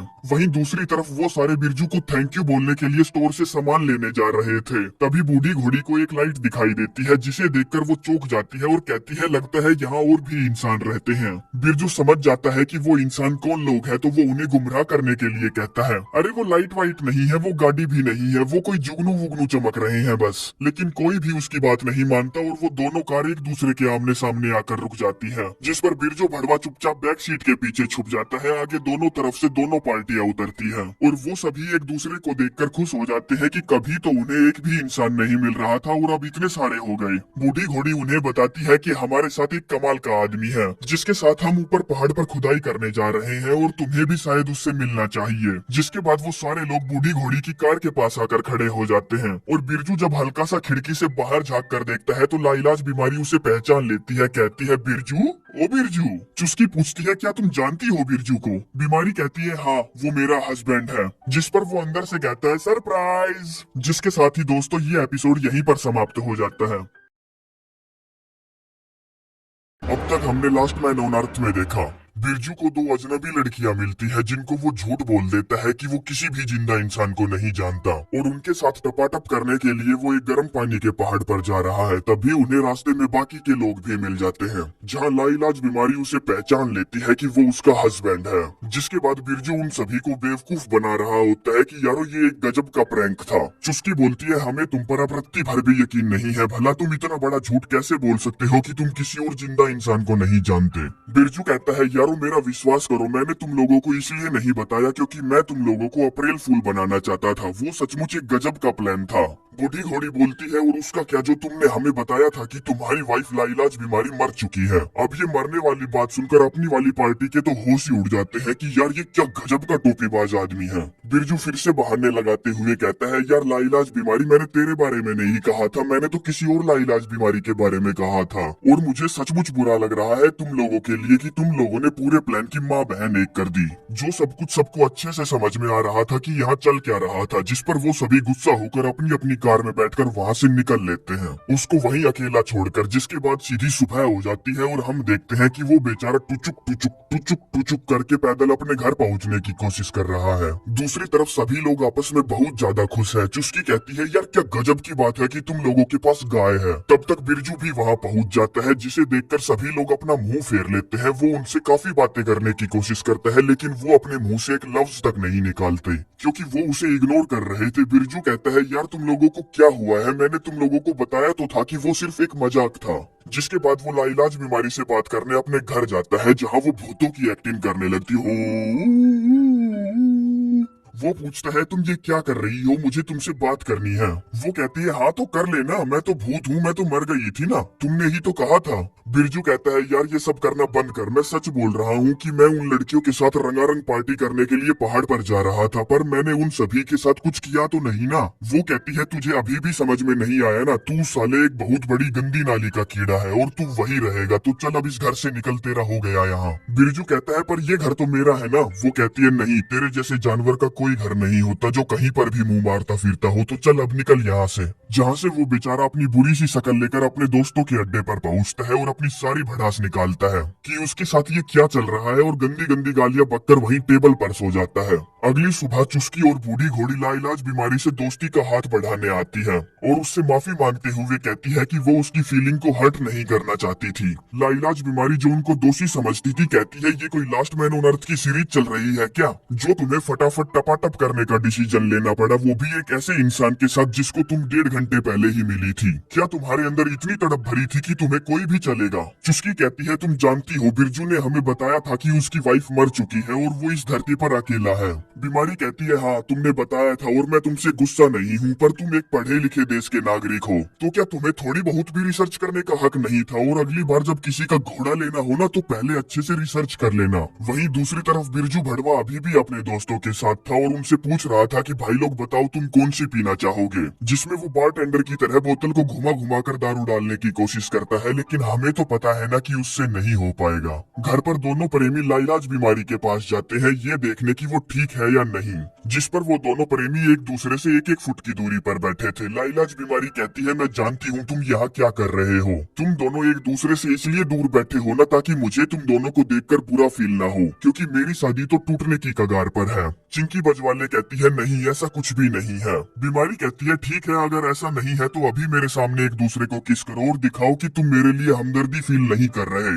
वो दोनों किस करते हैं और बीमारी कहती है ठीक है मैं कुछ समय के लिए अकेला रहना चाहती हूँ, मुझे मेरे हाल पर छोड़ दो। दूसरी तरफ बिरजू का हाल बेहाल हुआ जा रहा था दारू पी पी कर, और वो इस इंतजार में पड़ा था कि कोई तो उसे लेने आएगा, किसी को तो उसकी परवाह होगी, लेकिन अजी मेरा घंटा किसी को भी उसकी नहीं पड़ी थी। अगले दिन अब उस बेवकूफ को शांति नहीं थी तो वो गीली सूट पहनकर झाड़ियों में छिपकर एक दूसरों की बातें सुनने लगता है, जहाँ उसे पता चलता है कि उसके सारे झूठों से अब तक पर्दा उठ चुका है और किसी को भी अब उस झूठे इंसान की जरा भी परवाह नहीं है। वो सोचते थे कि बिरजू भड़वा इस दुनिया का सबसे झूठा इंसान है। रात के टाइम वो फिर से अपनी पूल टेबल पर पड़ा होता है और अपने आप में ही बड़बड़ा रहा होता है कि मुझे बिल्कुल भी अच्छा नहीं लग रहा, कि वो लोग मुझे बिल्कुल भी याद नहीं कर रहे, पता नहीं वो मुझ पर गुस्सा क्यों है, जबकि मैं तो सिर्फ वो करना चाहता था जो मैं करना चाहता था। वहीं पूरी सोसाइटी आग के आगे बैठकर मजे ले रही थी, तभी बिरजू भी वहाँ पहुँचता है और उन सभी से माफी मांगता है। कहता है दोस्तों मैं अकेला नहीं रह सकता। वो कहते हैं ठीक है हमारे साथ रहो पर हम तुम्हें इग्नोर करेंगे। बिरजू कहता है नहीं कर पाओगे और जोर जोर से चिल्लाने लगता है, और वो ऐसा तब तक करने का फैसला करता है जब तक कोई उसे रोके ना, पर साला कोई भी उसे नहीं रोकता तो उसे बताना पड़ता है कि वो चुस्की और बूढ़ी घोड़ी के साथ कबड्डी खेलने जा रहा था और वो बिल्कुल भी अप्रैल फूल नहीं था। जिसके साथ साथ वो ये भी बता देता है कि वो चिंकी बजवाले के खेत में भी हल चलाना चाहता था। मुझे जनसंख्या बढ़ाने से कोई लेना देना नहीं था, बस मैं उसे बजाना चाहता था, किसी भी हाल में बजाना चाहता था। फिर वो लाइलाज बीमारी से कहता है मैंने तुम्हारे साथ सबसे ज्यादा गलत किया, मैंने शुरुआत से ही तुमको नजरअंदाज किया, कभी भी तुम्हारी परवाह नहीं की और हमें कभी भी शादी नहीं करनी चाहिए थी। जब मैंने तुमसे कहा था शादी के वक्त की मुझे मंजूर है वो भी एक झूठ था। जो बोलकर वो वहाँ से चला जाता है और अपने दोस्तों को बताता है कि मैंने उन सभी को सच सच बता दिया है और अब मुझे सचमुच अच्छा लग रहा है क्योंकि मैंने आज पहली बार सही किया। तभी वहाँ लाइलाज बीमारी आती है और उसे एक फाइल देती है जिसके अंदर तलाक के पेपर थे। जो सारी बातें लाइलाज बीमारी ने अपने हाथों से लिखी थी क्योंकि वो एक नोटरी जो हुआ करती थी पहले।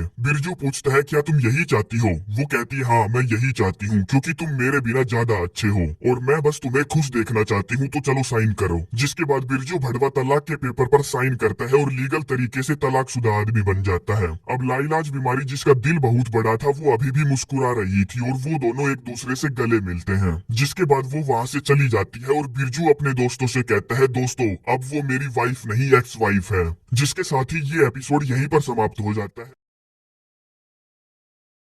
अब तक हमने लास्ट मैन ऑन अर्थ में देखा, लाइलाज बीमारी बिरजू भड़वा को तलाक दे देती है, जिसके जाने के बाद वो अपने दोस्तों से कहता है अब वो मेरी वाइफ नहीं एक्स वाइफ है। और जब पूरी सोसाइटी एक साथ बैठी होती है तब वो लाइलाज बीमारी के साथ वहाँ होता है, जहाँ बीमारी सभी को बताती है कि हम दोनों ने आपसी सहमति से एक दूसरे को डिवोर्स दे दिया। बिरजू भड़वा कहता है हाँ, क्योंकि हम एक दूसरे का भला चाहते थे। और लाइलाज बीमारी से कहता है तुम जब भी चाहो तुम्हारे लिए मेरे घर का दरवाजा हमेशा खुला है। बीमारी कहती है नहीं, दरवाजा तो मेरे घर का खुला है, क्योंकि तुमने उसे तोड़ जो दिया था और अभी तक ठीक भी नहीं किया। जिसके बाद वो शैंपेन का एक एक गिलास उठाते हैं। बिरजू कहता है बीमारी मैं चाहता हूँ कि तुम अपनी जिंदगी काफी अच्छे से जियो और वो खुशी ढूंढो जो तुम्हें खुशी दे पाए। बीमारी कहती है आपका बहुत बहुत धन्यवाद जो आपने अपनी जिंदगी के 3 हफ्ते हमारी शादी को दिए। अब 3 हफ्तों वाली बात सुनकर चुस्की और बूढ़ी घोड़ी चौंक जाती है कि साला हमें तो लगा था कि ये दोनों हस्बैंड वाइफ दुनिया के खत्म होने से पहले से ही हैं। अब सभी लोगों का बिरजू के साथ गिला शिकवा दूर हो चुका था तो बूढ़ी घोड़ी सभी के लिए तानपूरा बजाती है।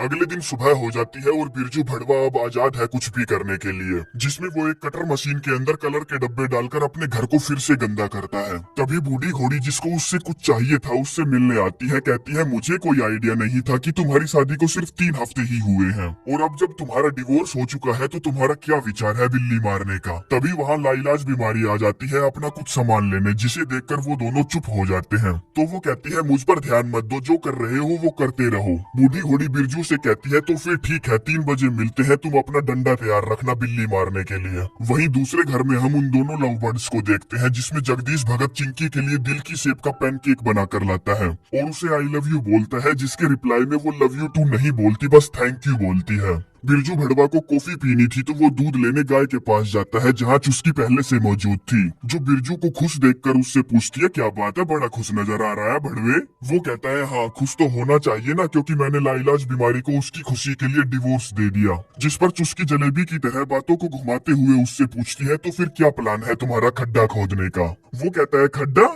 खोद देंगे, खड्डा कोई दिक्कत नहीं है। चुस्की कहती है ठीक है फिर 5 बजे मिलते हैं। बिरजू कहता है हाँ ये सही रहेगा, क्योंकि मेरी 3 बजे की एक और अपॉइंटमेंट है।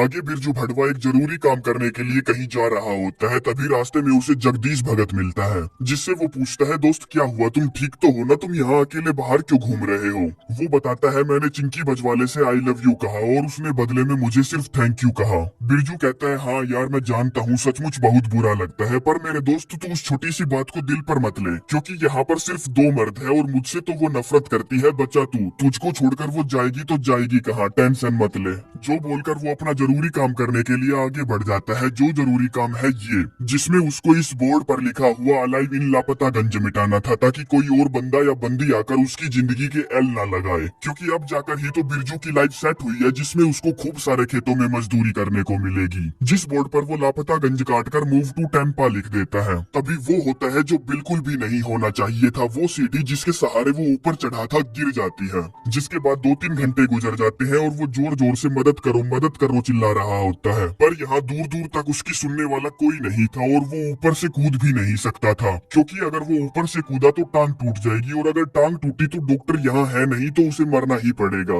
आगे अब तक 3 बज गए थे तो बूढ़ी घोड़ी एक महंगी सी शैंपेन की बोतल लेकर उसके बेडरूम में पहुंचती है और उसे पुकारती हुई पूरे घर में ढूंढती है, लेकिन वो उसे नहीं मिलता, क्योंकि वो बेचारा तो धूप में अपनी पैंट खोलकर थोड़ी सी छाया करने की कोशिश कर रहा था, लेकिन ऊपर वाले को वो भी मंजूर नहीं था। जिसके बाद अब तक 5 बज गए थे तो चुस्की भी उसके बेडरूम में जाती है, जहाँ वो बूढ़ी घोड़ी को देखती है तो उससे पूछती है तुम यहाँ क्या कर रही हो।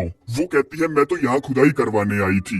बूढ़ी घोड़ी कहती है हाँ खुदाई तो मैं भी करवाने आई थी, पर वो साला यहाँ है ही नहीं, उसका कुछ नहीं हो सकता, वो हमेशा साला गोलीबाज ही रहेगा। तभी वहाँ लाइलाज बीमारी भी आ जाती है, जो उन दोनों को देखकर कहती है वाह तुम लोगों ने तो सचमुच बिल्कुल भी समय बर्बाद नहीं किया। वहीं दूसरी तरफ अब अगले दिन की दोपहर हो जाती है, जिस कड़कड़ाती धूप की वजह से वो बिल्कुल टमाटर की तरह लाल पड़ जाता है और अपने लिए छाया करने का पूरा तामझाम करता है, पर छाया नहीं होती।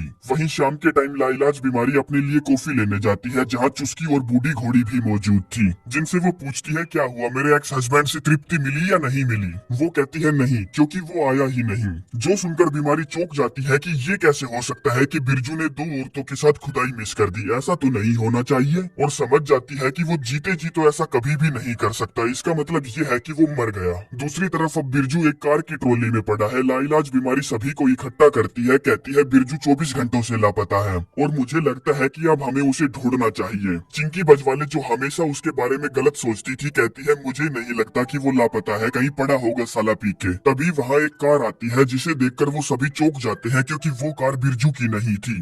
और तभी उस कार में से एक काला मुस्टंडा आदमी उतरता है बिरजू को अपनी बाहों में भर के, जो उन सभी से पूछता है क्या ये बंदा तुम लोगों में से एक है। जिसके बाद सीन कट होता है और वो सभी को बता रहा होता है कि वो रूट 77 से आगे बढ़ रहा था, जहाँ उसने एक एडवर्टाइजमेंट पोल देखा और पास में ही पड़ी हुई एक सीढ़ी और एक कार देखी और ऊपर एडवर्टाइजमेंट पोल पर कुछ हिल रहा था। तो मैंने ऊपर जाकर चेक किया तो मुझे वहाँ ये भड़वा मिला कच्चे में। तभी लाइलाज बीमारी उसको थैंक यू बोलती है कि तुम्हारा बहुत बहुत धन्यवाद जो तुम इसे यहाँ तक लेकर आए, और उससे उसका नाम पूछती है। कालिया कहता है मेरा नाम बिरजू भड़वा है, जो सुनकर सभी लोग चौंक जाते हैं कि इस धरती पर सिर्फ ये मुट्ठी भर लोग ही बचे थे और इनमें से भी 2 इंसान ऐसे थे जिनके नाम सेम टू सेम थे, जो कि अजीब बात थी। जिसके बाद कालिया सबको बताता है कि वो नॉर्थ कैरोलिना में पला बढ़ा और मिलिट्री में मैकेनिक था। जो सुनकर अपना बिरजू कहता है यार मैं भी तो आर्मी में था। बीमारी उसको चुप रहने के लिए कहती है क्योंकि सभी को पता था कि वो एक झूठा है। अब इस कालिए बिरजू को देखकर जगदीश अनसिक्योर फील कर रहा था, तो वो उसे अपना नाम बताता है और कहता है मैं हूँ चिंकी बजवाले का बॉयफ्रेंड, ताकि वो कालिया चिंकी बजवाले पर लाइन न मारे। तभी कालिया बिरजू पूछता है तुम में से टेम्पा कौन जा रहा है, क्योंकि मैंने जब बिरजू को वहाँ से उठाया तब एडवर्टाइजमेंट बोर्ड पर लिखा हुआ था मूव टू टेम्पा। चुस्की अपने बिरजू से पूछती है भला तुमने एडवर्टाइजमेंट बोर्ड पर ऐसा क्यों लिखा। बिरजू कहता है यार मैं तो मजाक कर रहा था। जो सुनकर सभी लोग समझ जाते हैं कि इस साले का कुछ नहीं होने वाला, तो वो अपने अपने घर चले जाते हैं और बिरजू अफसोस में वहीं बैठा रहता है कि यार उसके हाथ से तो वो दोनों लड़कियां भी गई, उसकी वाइफ भी गई और तो और उसका नाम भी गया, साली जिंदगी ही खराब है।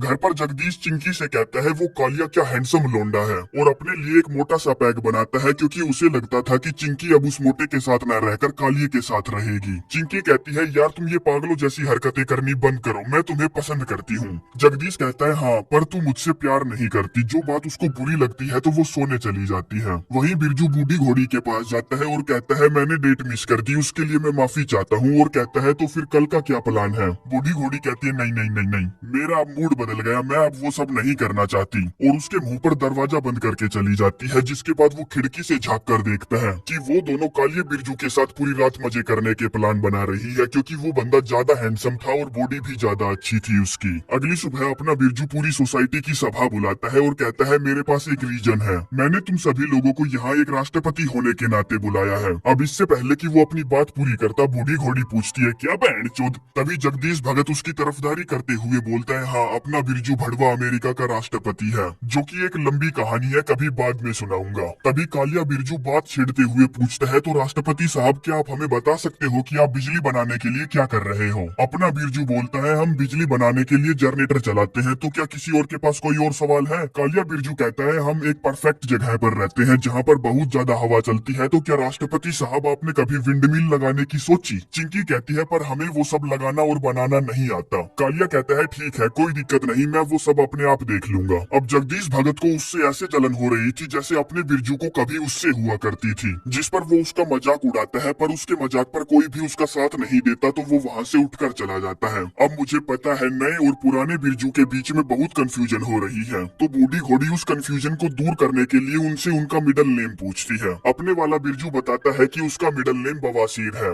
यानी कि उसका पूरा नाम हुआ बिरजू बवासीर भड़वा। जो सुनकर सभी लोग उस पर हंसने लगते हैं कि यार बवासीर किसका मिडल नेम होता है। जिसके बाद कालिया बिरजू बताता है कि उसका तो मिडल नेम है ही नहीं। तभी बूढ़ी घोड़ी जो ज्यादा चालू बन रही थी कहती है ठीक है नए वाले बिरजू का नाम बिरजू ही रहेगा और पुराने वाले का नाम बिरजू बवासीर रहेगा। जिस नाम के लिए अपना बिरजू बवासीर साफ साफ मना कर देता है, पर उसके मना करने से होता ही क्या है, कुछ नहीं। आगे बिरजू बवासीर अपनी एक्स वाइफ से मिलने जाता है, जहाँ उसकी चौखट पर वो नया दरवाजा देखकर चौंक जाता है और उससे पूछता है ये नया दरवाजा किसने लगाया और भला तुमने इतने अच्छे कपड़े क्यों पहन रखे हैं। वो कहती है ड्रेस की बात तो ऐसी है कि मेरा मन किया तो मैंने पहन ली, और रही बात दरवाजे की तो उसको कालिए बिरजू ने लगा दिया। वो कहता है ठीक है चलो कोई बात नहीं, पर क्या तुम मेरी कमर पर थोड़ी सी दवाई लगा दोगी, क्योंकि वो धूप से झुलस गई है। बीमारी जो उसके काम को कभी नहीं नाटती थी इस बार नाट देती है, कहती है मेरे से नहीं होगा क्योंकि मैं ये एप्पल पाई बनाकर कालिए बिरजू के पास जा रही हूँ। वो पूछता है तो क्या तुम उस कालिए बिरजू को पसंद करने लगी हो। बीमारी कहती है मेरे लाल को जलन हो रही है। वो कहता है नहीं मैं क्यों जलूंगा, हम तो तलाकशुदा है ना, मेरा तुम पर अब कोई हक भी तो नहीं है। वो कहती है हाँ मैं जानती हूँ, और गुड नाइट बोलकर चली जाती है। जिसके साथ ही अपना बिरजू नाम से भी गया, काम से भी गया, धाम से भी गया, छोरियों से भी गया और वाइफ से भी गया। और ये एपिसोड यहीं पर समाप्त हो जाता है। अब तक हमने लास्ट मैन ऑन अर्थ में देखा बिरजू बवासीर लाइलाज बीमारी के पास अपनी कमर पर क्रीम लगवाने जाता है, लेकिन वो क्रीम लगाने से साफ मना कर देती है क्योंकि उसे कालिया बिरजू के पास जाना था। अगले दिन हम देखते हैं इस धरती की सारी जनता गाय के पास खड़ी होकर आपस में बहस कर रही है कि वो इस गाय को छत से नीचे कैसे उतारे, जिस पर अपना बिरजू बवासीर कहता है गाय नीचे नहीं जाएगी क्योंकि हमें उसे नीचे भेजना नहीं आता। कालिया बिरजू कहता है गाय नीचे जाएगी, जाएगी कैसे नहीं मैं भी देखता हूँ, और उसको एक ठपकी मारता है और गाय ऐसे दौड़ती हुई नीचे जाती है जैसे कि वो वहाँ थी ही नहीं। जो कमाल देखकर सभी लोग बिरजू की ऐसे तारीफ करने लगते हैं जैसे कि उसने एलोन मस्क का रॉकेट मंगल पर भेजकर वापस धरती पर लैंड करवा दिया हो। खैर अब कालिया बिरजू की इतनी तारीफ होती देख जगदीश भगत और बिरजू बवासीर की जल जाती है। आगे अपना बिरजू बवासीर चाय बनाने के लिए गाय के पास दूध लेने जाता है, जहाँ वो देखता है कि गाय अब एक नए बाड़े में है, जिस पर वो बीमारी से पूछता है ये बाड़ा किसने बनाया। वो कहती है तू तो सुत्ता ही रह गया, कालिया बिरजू ने बनाया है इसे। अब उसकी बहुत बुरे तरीके से जली पड़ी थी तो वो पूछता है अच्छा कल रात तुम कालिया बिरजू के पास गई थी तो क्या किया तुम लोगों ने। बीमारी कहती है अरे तेरी जली ना जली ना जली ना। वो कहता है तू जानती है मेरी कभी नहीं जलती। वहीं कालिया बिरजू जब जनरेटर ठीक कर रहा था तब चुस्की और बूढ़ी घोड़ी उसको अपनी बातों में फंसाने की कोशिश कर रही थी कि ये मर्द किसी और के हिस्से में नहीं सिर्फ उनके हिस्से में आना चाहिए। तभी वहाँ बीमारी और बिरजू बवासीर पहुँचते हैं। कालिया बिरजू रात की एप्पल पाई के लिए बीमारी को थैंक यू बोलता है, जिस पर बूढ़ी घोड़ी की जल जाती है तो वो कहती है कभी मेरी हवेली पर आना, बढ़िया वाला माल बनाकर खिलाती हूँ क्योंकि मैं पहले हलवाई जो थी। तभी बातों को काटते हुए बीमारी उससे पूछती है अच्छा ये बताओ तुम रह कहाँ रहे हो। वो कहता है अभी तक मैंने कुछ भी डिसाइड नहीं किया। बिरजू बवासीर बोलता है तुम मेरे साथ आकर क्यों नहीं रहते, इन लड़कियों के साथ रहकर क्या करोगे, हम दोनों सिंगल लौंडे हैं खूब मजे करेंगे। अब बिरजू बवासीर उसको अपने साथ इसलिए रखना चाहता था ताकि वो उस पर नजर रख सके कि वो किस किस की ले रहा है। कालिया बिरजू जो उसकी ये चाल नहीं समझ पाता कहता है ठीक है मैं तुम्हारे साथ रहूंगा। आगे बिरजू बवासीर के घर पर कालिया बिरजू नहाने के लिए अपने कपड़े उतारता है, जिसकी चिकनी बॉडी देखकर अपने बिरजू की तो हवा ही निकल जाती है कि यार ये क्या पहाड़ इंसान है। और अगले दिन से पुशअप मारने लगता है और 2-4 पुशअप मारकर उसको ऐसा लगता है कि उसकी बॉडी बन गई तो वो अपनी बॉडी दिखाने कालिया के पास जाता है, जो उससे कहता है तुम ऐसे अधनंगे क्यों घूम रहे हो, जाओ जाकर कपड़े पहन लो। वो कहता है कल तुम भी तो मुझे अपनी बॉडी दिखा रहे थे और आज मैंने दिखा दी तो क्राइम हो गया। कालिया बिरजू कहता है बे साले तेरे दिमाग में बहुत भारी कमी है, मैं कल नहाने जा रहा था। अपना बिरजू कहता है हाँ तो मैं भी तो नहाने जा रहा हूँ, इसीलिए ही तो मैं तुम्हें अपनी बॉडी दिखाने आया था। गाँव में ही जगदीश भगत चिंकी बजवाले से मिलने उसके घर जाता है और कहता है आजकल तुम कालिये के साथ बहुत घूम रही हो, उसके साथ घूमना बंद कर दो। अगर तुम चाहती हो कि हमारा रिलेशनशिप ज्यादा चले तो उससे बात करना, उसको इग्नोर करना शुरू कर दो। चिंकी कहती है हम दोनों ने साथ में बहुत अच्छा समय बिताया है, और इससे पहले कि वो अपनी बात पूरी करती जगदीश भगत जो उसको लेकर इनसिक्योर फील कर रहा था कहता है मैं जानता हूँ तुम क्या बोलने वाली हो, और इससे पहले कि तुम मुझे छोड़ो मैं तुमको छोड़ता हूँ। वो कहती है अच्छा ठीक है कोई बात नहीं, पर मैं ये कहने वाली नहीं थी, और ऐसा दिखाकर कि उसे कोई फर्क नहीं पड़ता दरवाजा उसके मुंह पर मार देती है। वहीं चुस्की कालिया बिरजू को पटाने के लिए उसके साथ टाइम स्पेंड करने के लिए उससे अपनी आइसक्रीम मशीन ठीक करवा रही होती है। तभी बूढ़ी घोड़ी और तलाकशुदा बीवी भी उसको पटाने के लिए वहाँ आ जाती है, जिसमें बूढ़ी घोड़ी उसके खाने के लिए कुछ बना कर लाई है और अपनी बीमारी उसके लिए अपने हाथों से एक स्कार्फ बनाकर लेकर आई है, जो स्कार्फ उस कालिये बिरजू को बहुत पसंद आता है। और तो और वो बीमारी के नाखून पर बिल्ली वाली नेल पेंट देखकर कहता है मुझे बिल्ली मारना और बिल्ली बजाना बहुत पसंद है, जिस पर वो दोनों भी कह देती हाँ हमें भी सचमुच बिल्ली बहुत पसंद है। वहीं गाँव में ही हम अपनी सोसाइटी के दो मर्दों को देखते हैं जो आपस में एक दूसरे से अपना दुख शेयर कर रहे थे कि उनके साथ कालिया बिरजू के आने से कितना बुरा हो रहा है। जगदीश कहता है यार भाई मेरा तो चिंकी के साथ ब्रेकअप हो गया लगभग 3 घंटे पहले,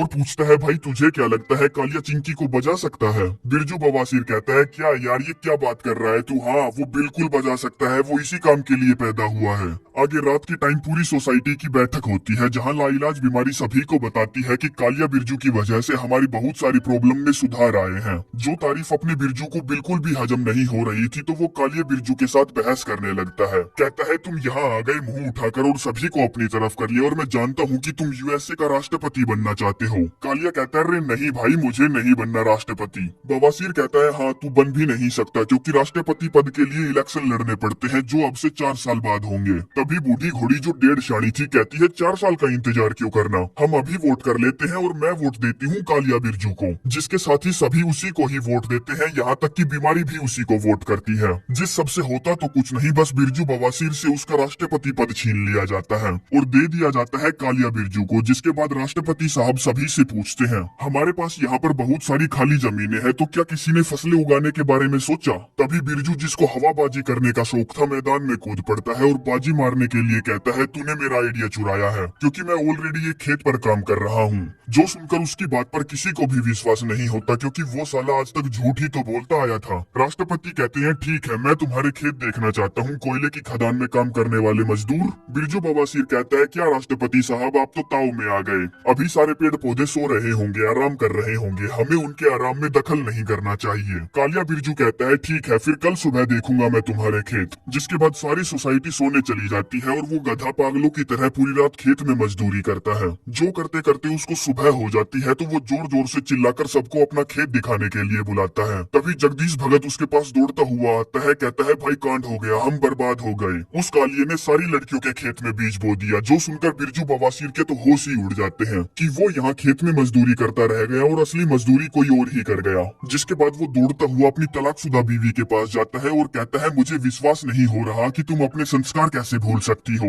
वो पूछती है, साले क्या हुआ, हमें तो बहुत मजे आए। तभी पीछे से चिंकी भी आ जाती है, ये बोलते हुए कि यार आज तो मजे ही आ गए, वाह कालिया, तुमने क्या गर्म पानी का हीटर चालू किया। जो सुनकर बिरजू बवासीर के चेहरे पर फिर से खुशी वापस आ जाती है कि उस कालिये ने किसी के साथ भी कबड्डी नहीं खेली। आगे कालिया बिरजू उसके खेत देखने जाता है और कहता है, वाह सच में क्या गजब का काम किया है बिरजू तूने। रात के टाइम हम देखते हैं कि कालिया लाइलाज बीमारी को बजा रहा है और वो अभी भी अपनी बजवाने से ज्यादा उससे बातें कर रही है, जो सब कालिया बिरजू को बहुत अच्छा लग रहा है। दूसरी तरफ बूढ़ी घोड़ी और चुस्की को उनके इंटीमेशन की आवाज आ रही थी, तो उन्हें बुरा फील हो रहा था कि ये कालिया तो उनके हाथ से गया। और तो और उनकी इंटीमेशन की आवाजें इन दोनों तक भी आ रही थी, जो दोनों बिल्कुल सदमे में थे। बिरजू बवासीर कहता है, मैं उस कालिये को मारना चाहता हूँ। जगदीश भगत कहता है, हाँ भाई, मैं तेरा साथ दूंगा। जिसके साथ ही ये एपिसोड यहीं पर समाप्त हो जाता है।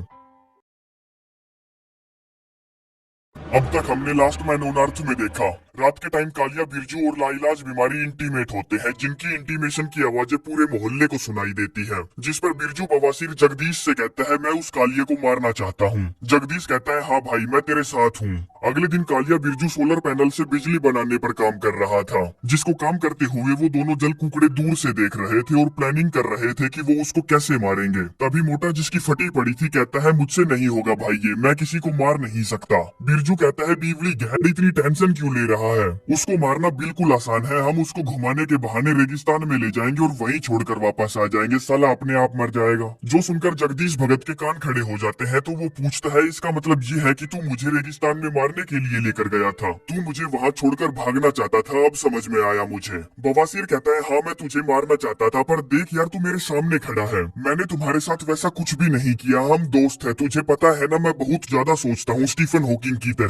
जो सुनकर जगदीश गुस्से में उससे दोस्ती तोड़कर वहाँ से चला जाता है कि यार ये तो गलत आदमी है बहनचोद। आगे बिरजू बवासीर अपनी एक्स धर्मपत्नी से मिलने जाता है और उससे पूछता है, क्या कुछ ऐसा है जो तुम मुझे बताना चाहती हो, क्योंकि मुझे ये बाल छतरी का खाली पैकेट मिला है, इसके अंदर बाल छतरी होनी चाहिए थी पर वो नहीं है, और जानती हो ये बाल छतरी का खाली पैकेट मुझे तुम्हारे कचरे के डब्बे से मिला है, जिसका मतलब ये है कि तूने कल कालिये बिरजू से अपनी पिंकी मरवाई है। वो कहती है, हाँ मैंने कालिये बिरजू से अपनी पिंकी मरवाई है और उसने पूरी रात मेरी मारी है। जो सुनकर उसको गुस्सा आ जाता है, तो कहता है, अब कहाँ गए तेरे आदर्श, जब मैंने तेरी बूढ़ी पिंकी बजानी चाहिए थी तब तो तूने मेरे सामने शादी की शर्त रख दी थी, क्या तूने अब रखी उसके सामने शादी करने की शर्त? लाइलाज बीमारी कहती है, हाँ मैंने तुम्हारे साथ शादी करने की शर्त रखी थी, क्योंकि हम दोनों मिलकर एक बच्चे को पैदा करना चाहते थे। बिरजू पूछता है, अच्छा तो ये बता फिर कल रात तूने कालिये के साथ क्या होली खेली थी? बीमारी कहती है, अरे यार तू तो पागल हो गया है, मैंने उससे जो अपनी पिंकी मरवाई है वो बिल्कुल नॉर्मल बात है, हम बच्चा पैदा थोड़े ही करना चाहते हैं। जो सुनकर बिरजू की सटक जाती है, तो कहता है, साली कुतिया मजाक कर रही है ना, क्योंकि बहुत सटी, मैं भी तो तेरी पिंकी मारना चाहता था और तूने कहा शादी करेंगे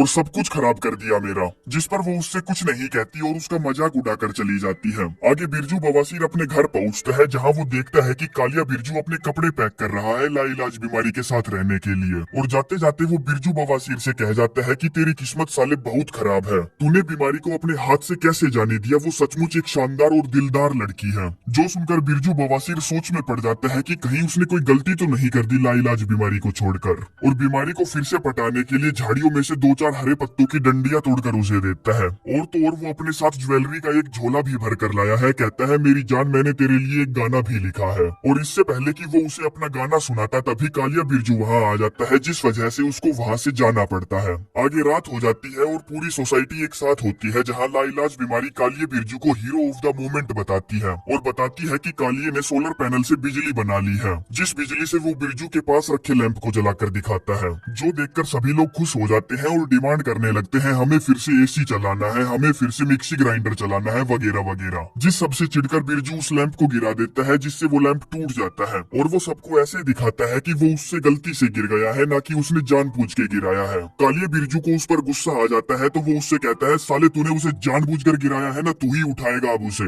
बिरजू बवासीर कहता है बे साले गंडवे बेवकूफ हो गया है क्या, मैंने उसे जानबूझकर नहीं गिराया है और गिराया भी है तो मैं नहीं उठाऊंगा। कालिया कहता है बावड़ी गाइंड, मैं आखिरी बार बोल रहा हूँ उठाओ उसे। वो कहता है नहीं, मैं नहीं उठाएगा, तेरे पास तगड़ी बॉडी है, ज्यादा जान है, इसका मतलब ये नहीं कि तू जो बोल रहा है मैं वही करूँ, तेरे हाथों की कठपुतली नहीं हूँ, तुझसे डरता नहीं हूँ मैं। जिस सब बहसबाजी के बीच जगदीश भगत को गुस्सा आ जाता है तो वो कहता है साले गंडवे बिरजू बवासीर, मैंने तुझे देखा था, तूने ही उस लैंप को जानबूझकर गिराया है। और कालिये को चिल्ला चिल्ला कर सारी स्कीमें बता देता है कि आज सुबह वो तुझे मारने का प्लान बना रहा था, जिसमें वो तुझे रेगिस्तान में घुमाने ले जाता और वहीं छोड़ आता, जो सब उसने पहले मेरे साथ भी करने की कोशिश की थी। अब ये मारने वाली बात सुनकर पूरी सोसाइटी सन्न रह जाती है कि साला कोई इतने नीचे कैसे गिर सकता है। और अपना बहनचोद बवासीर एक प्रॉब्लम से निकलता नहीं कि साला दूसरे में फंस जाता है। जो सब सुनकर कालिया बिरजू उसके पास आता है और कहता है साले तेरा टाइम आ गया है, अब सब कुछ छोड़ छाड़ कर यहाँ से निकल ले, क्योंकि तू यहाँ रुकने के लायक नहीं है। अपना बिरजू कहता है नहीं, मैं कहीं नहीं जाऊंगा, क्योंकि ये घर मेरा है, ये गांव मेरा है, ये जगह मेरी है, मैं यहीं पर पैदा हुआ था और यहीं पर मरूंगा।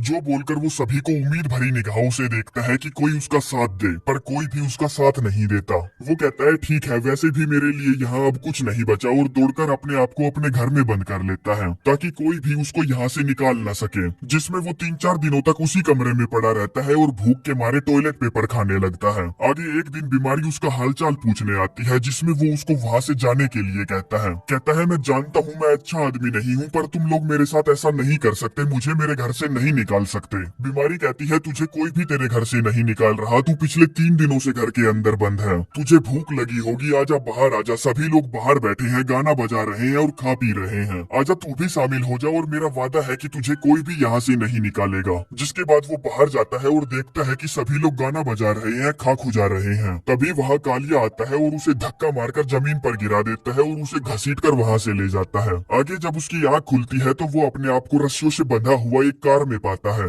जिसमें ऐसे ही काफी दूर तक लंबा सफर तय करने के बाद कालिया बिरजू उसे रेगिस्तान में छोड़ देता है 2 दिनों का खाना देकर, और जाते वक्त उसे कहता है साली गंदगी वापस आने के बारे में सोचना भी मत। जो बोलकर वो वहाँ से चला जाता है और बिरजू बवासीर ये सोचता है कि कालिया बिरजू ब्रेक मारकर उसे वापस लेने आएगा, क्योंकि वो गंडवा ये खेल जानता था, पर कालिया बिरजू वापस नहीं आता। जिसके जाने के बाद वो अपने खाने की सप्लाई देखता है और आइडिया लगाता है कि वो जैसे तैसे करके अपने खाने को 3 दिन तक चला ही लेगा, और अपने लिए एक मस्त सी जगह ढूंढकर उसे अपना रेन बसेरा बनाएगा और मस्त मस्त लड़कियों के साथ रहेगा। जिसके बाद 20 मिनट गुजर जाती है और हम देखते हैं कि उस घोचू के पास अब खाने के लिए कुछ भी नहीं बचा है, क्योंकि वो पिछले 3 दिनों से भूखा जो था, अब 3 दिनों की सप्लाई चट करने का मतलब ये था कि उसका मरना अब तय है। खैर जो भी हो, वो वहाँ पड़ा पड़ा अपनी मौत का इंतजार नहीं कर सकता था, तो यूं ही पैदल ही इधर उधर कहीं भी चलने लगता है। वहीं दूसरी तरफ चिंकी जगदीश भगत से मिलने जाती है और उससे कहती है मुझे नहीं पता था कि बिरजू बवासीर ने तुमको मारने की कोशिश की थी, आई एम सॉरी, मैं माफी चाहती हूँ कि मैं तुमसे दूर हो गई थी। जिसके बाद वो दोनों पैचअप कर लेते हैं और एक दूसरे को किस करते हैं। वहीं बिरजू बवासीर जो चल चलकर थक चुका था, सड़क पर ऐसे ही धूप में नींद ले रहा था, तभी लाइलाज बीमारी उसे ढूंढती हुई वहाँ पहुँचती है, जो अपने साथ बहुत सारा खाना लेकर आई थी। कहती है मुझे नहीं लगता था कि 2 दिनों की सप्लाई तुम्हारे लिए ठीक रहेगी, तो ये सब मैं तुम्हें देने आई हूँ, और उसे उसका ख्याल रखने का बोलकर वहाँ से जाने लगती है और पूछती है क्या तुमने सचमुच मेरे लिए गाना लिखा था। वो कहता है हाँ मैंने गाना लिखा था, जिसको वो गाकर सुनाता है, जो गाना बिल्कुल ही वाहियात और घटिया था, पर उसने वो लाइलाज बीमारी के लिए लिखा था, तो उसे वो गाना अच्छा लगता है। जिस गाने को सुनकर वो उससे पूछती है तो बताओ किस तरफ चलना है। वो कहता है क्या मतलब है तुम्हारा, क्या तुम मेरे साथ चलोगी। बीमारी कहती है हाँ तुम्हें मेरी जरूरत जो है। बिरजू पूछता है तो फिर उस कालिये बिरजू का क्या होगा। बीमारी कहती है मैं किसी ऐसे इंसान के साथ नहीं रह सकती जो किसी दूसरे इंसान को मारने के लिए रेगिस्तान में छोड़ दे। जिसके बाद वो दोनों कार में बैठते हैं और फैसला करते हैं कि उन दोनों को फिर से नई शुरुआत करनी चाहिए, जिसमें वो एक दूसरे को फिर से इंट्रोड्यूस करते हैं और अपनी नई मंजिल की तरफ निकल पड़ते हैं, पीछे सब कुछ छोड़ छाड़ कर। जो सब देखकर हमें पता चलता है कि लाइलाज बीमारी का दिल सचमुच बहुत बड़ा है। तभी हम ऊपर पृथ्वी के बाहर एक स्पेस शटल को देखते हैं जो ऊपर से मरी हुई धरती पर कांटेक्ट करने की कोशिश कर रहा था, जिसके साथ ही इस खूबसूरत कहानी का पहला सीजन यहीं पर एंड होता है।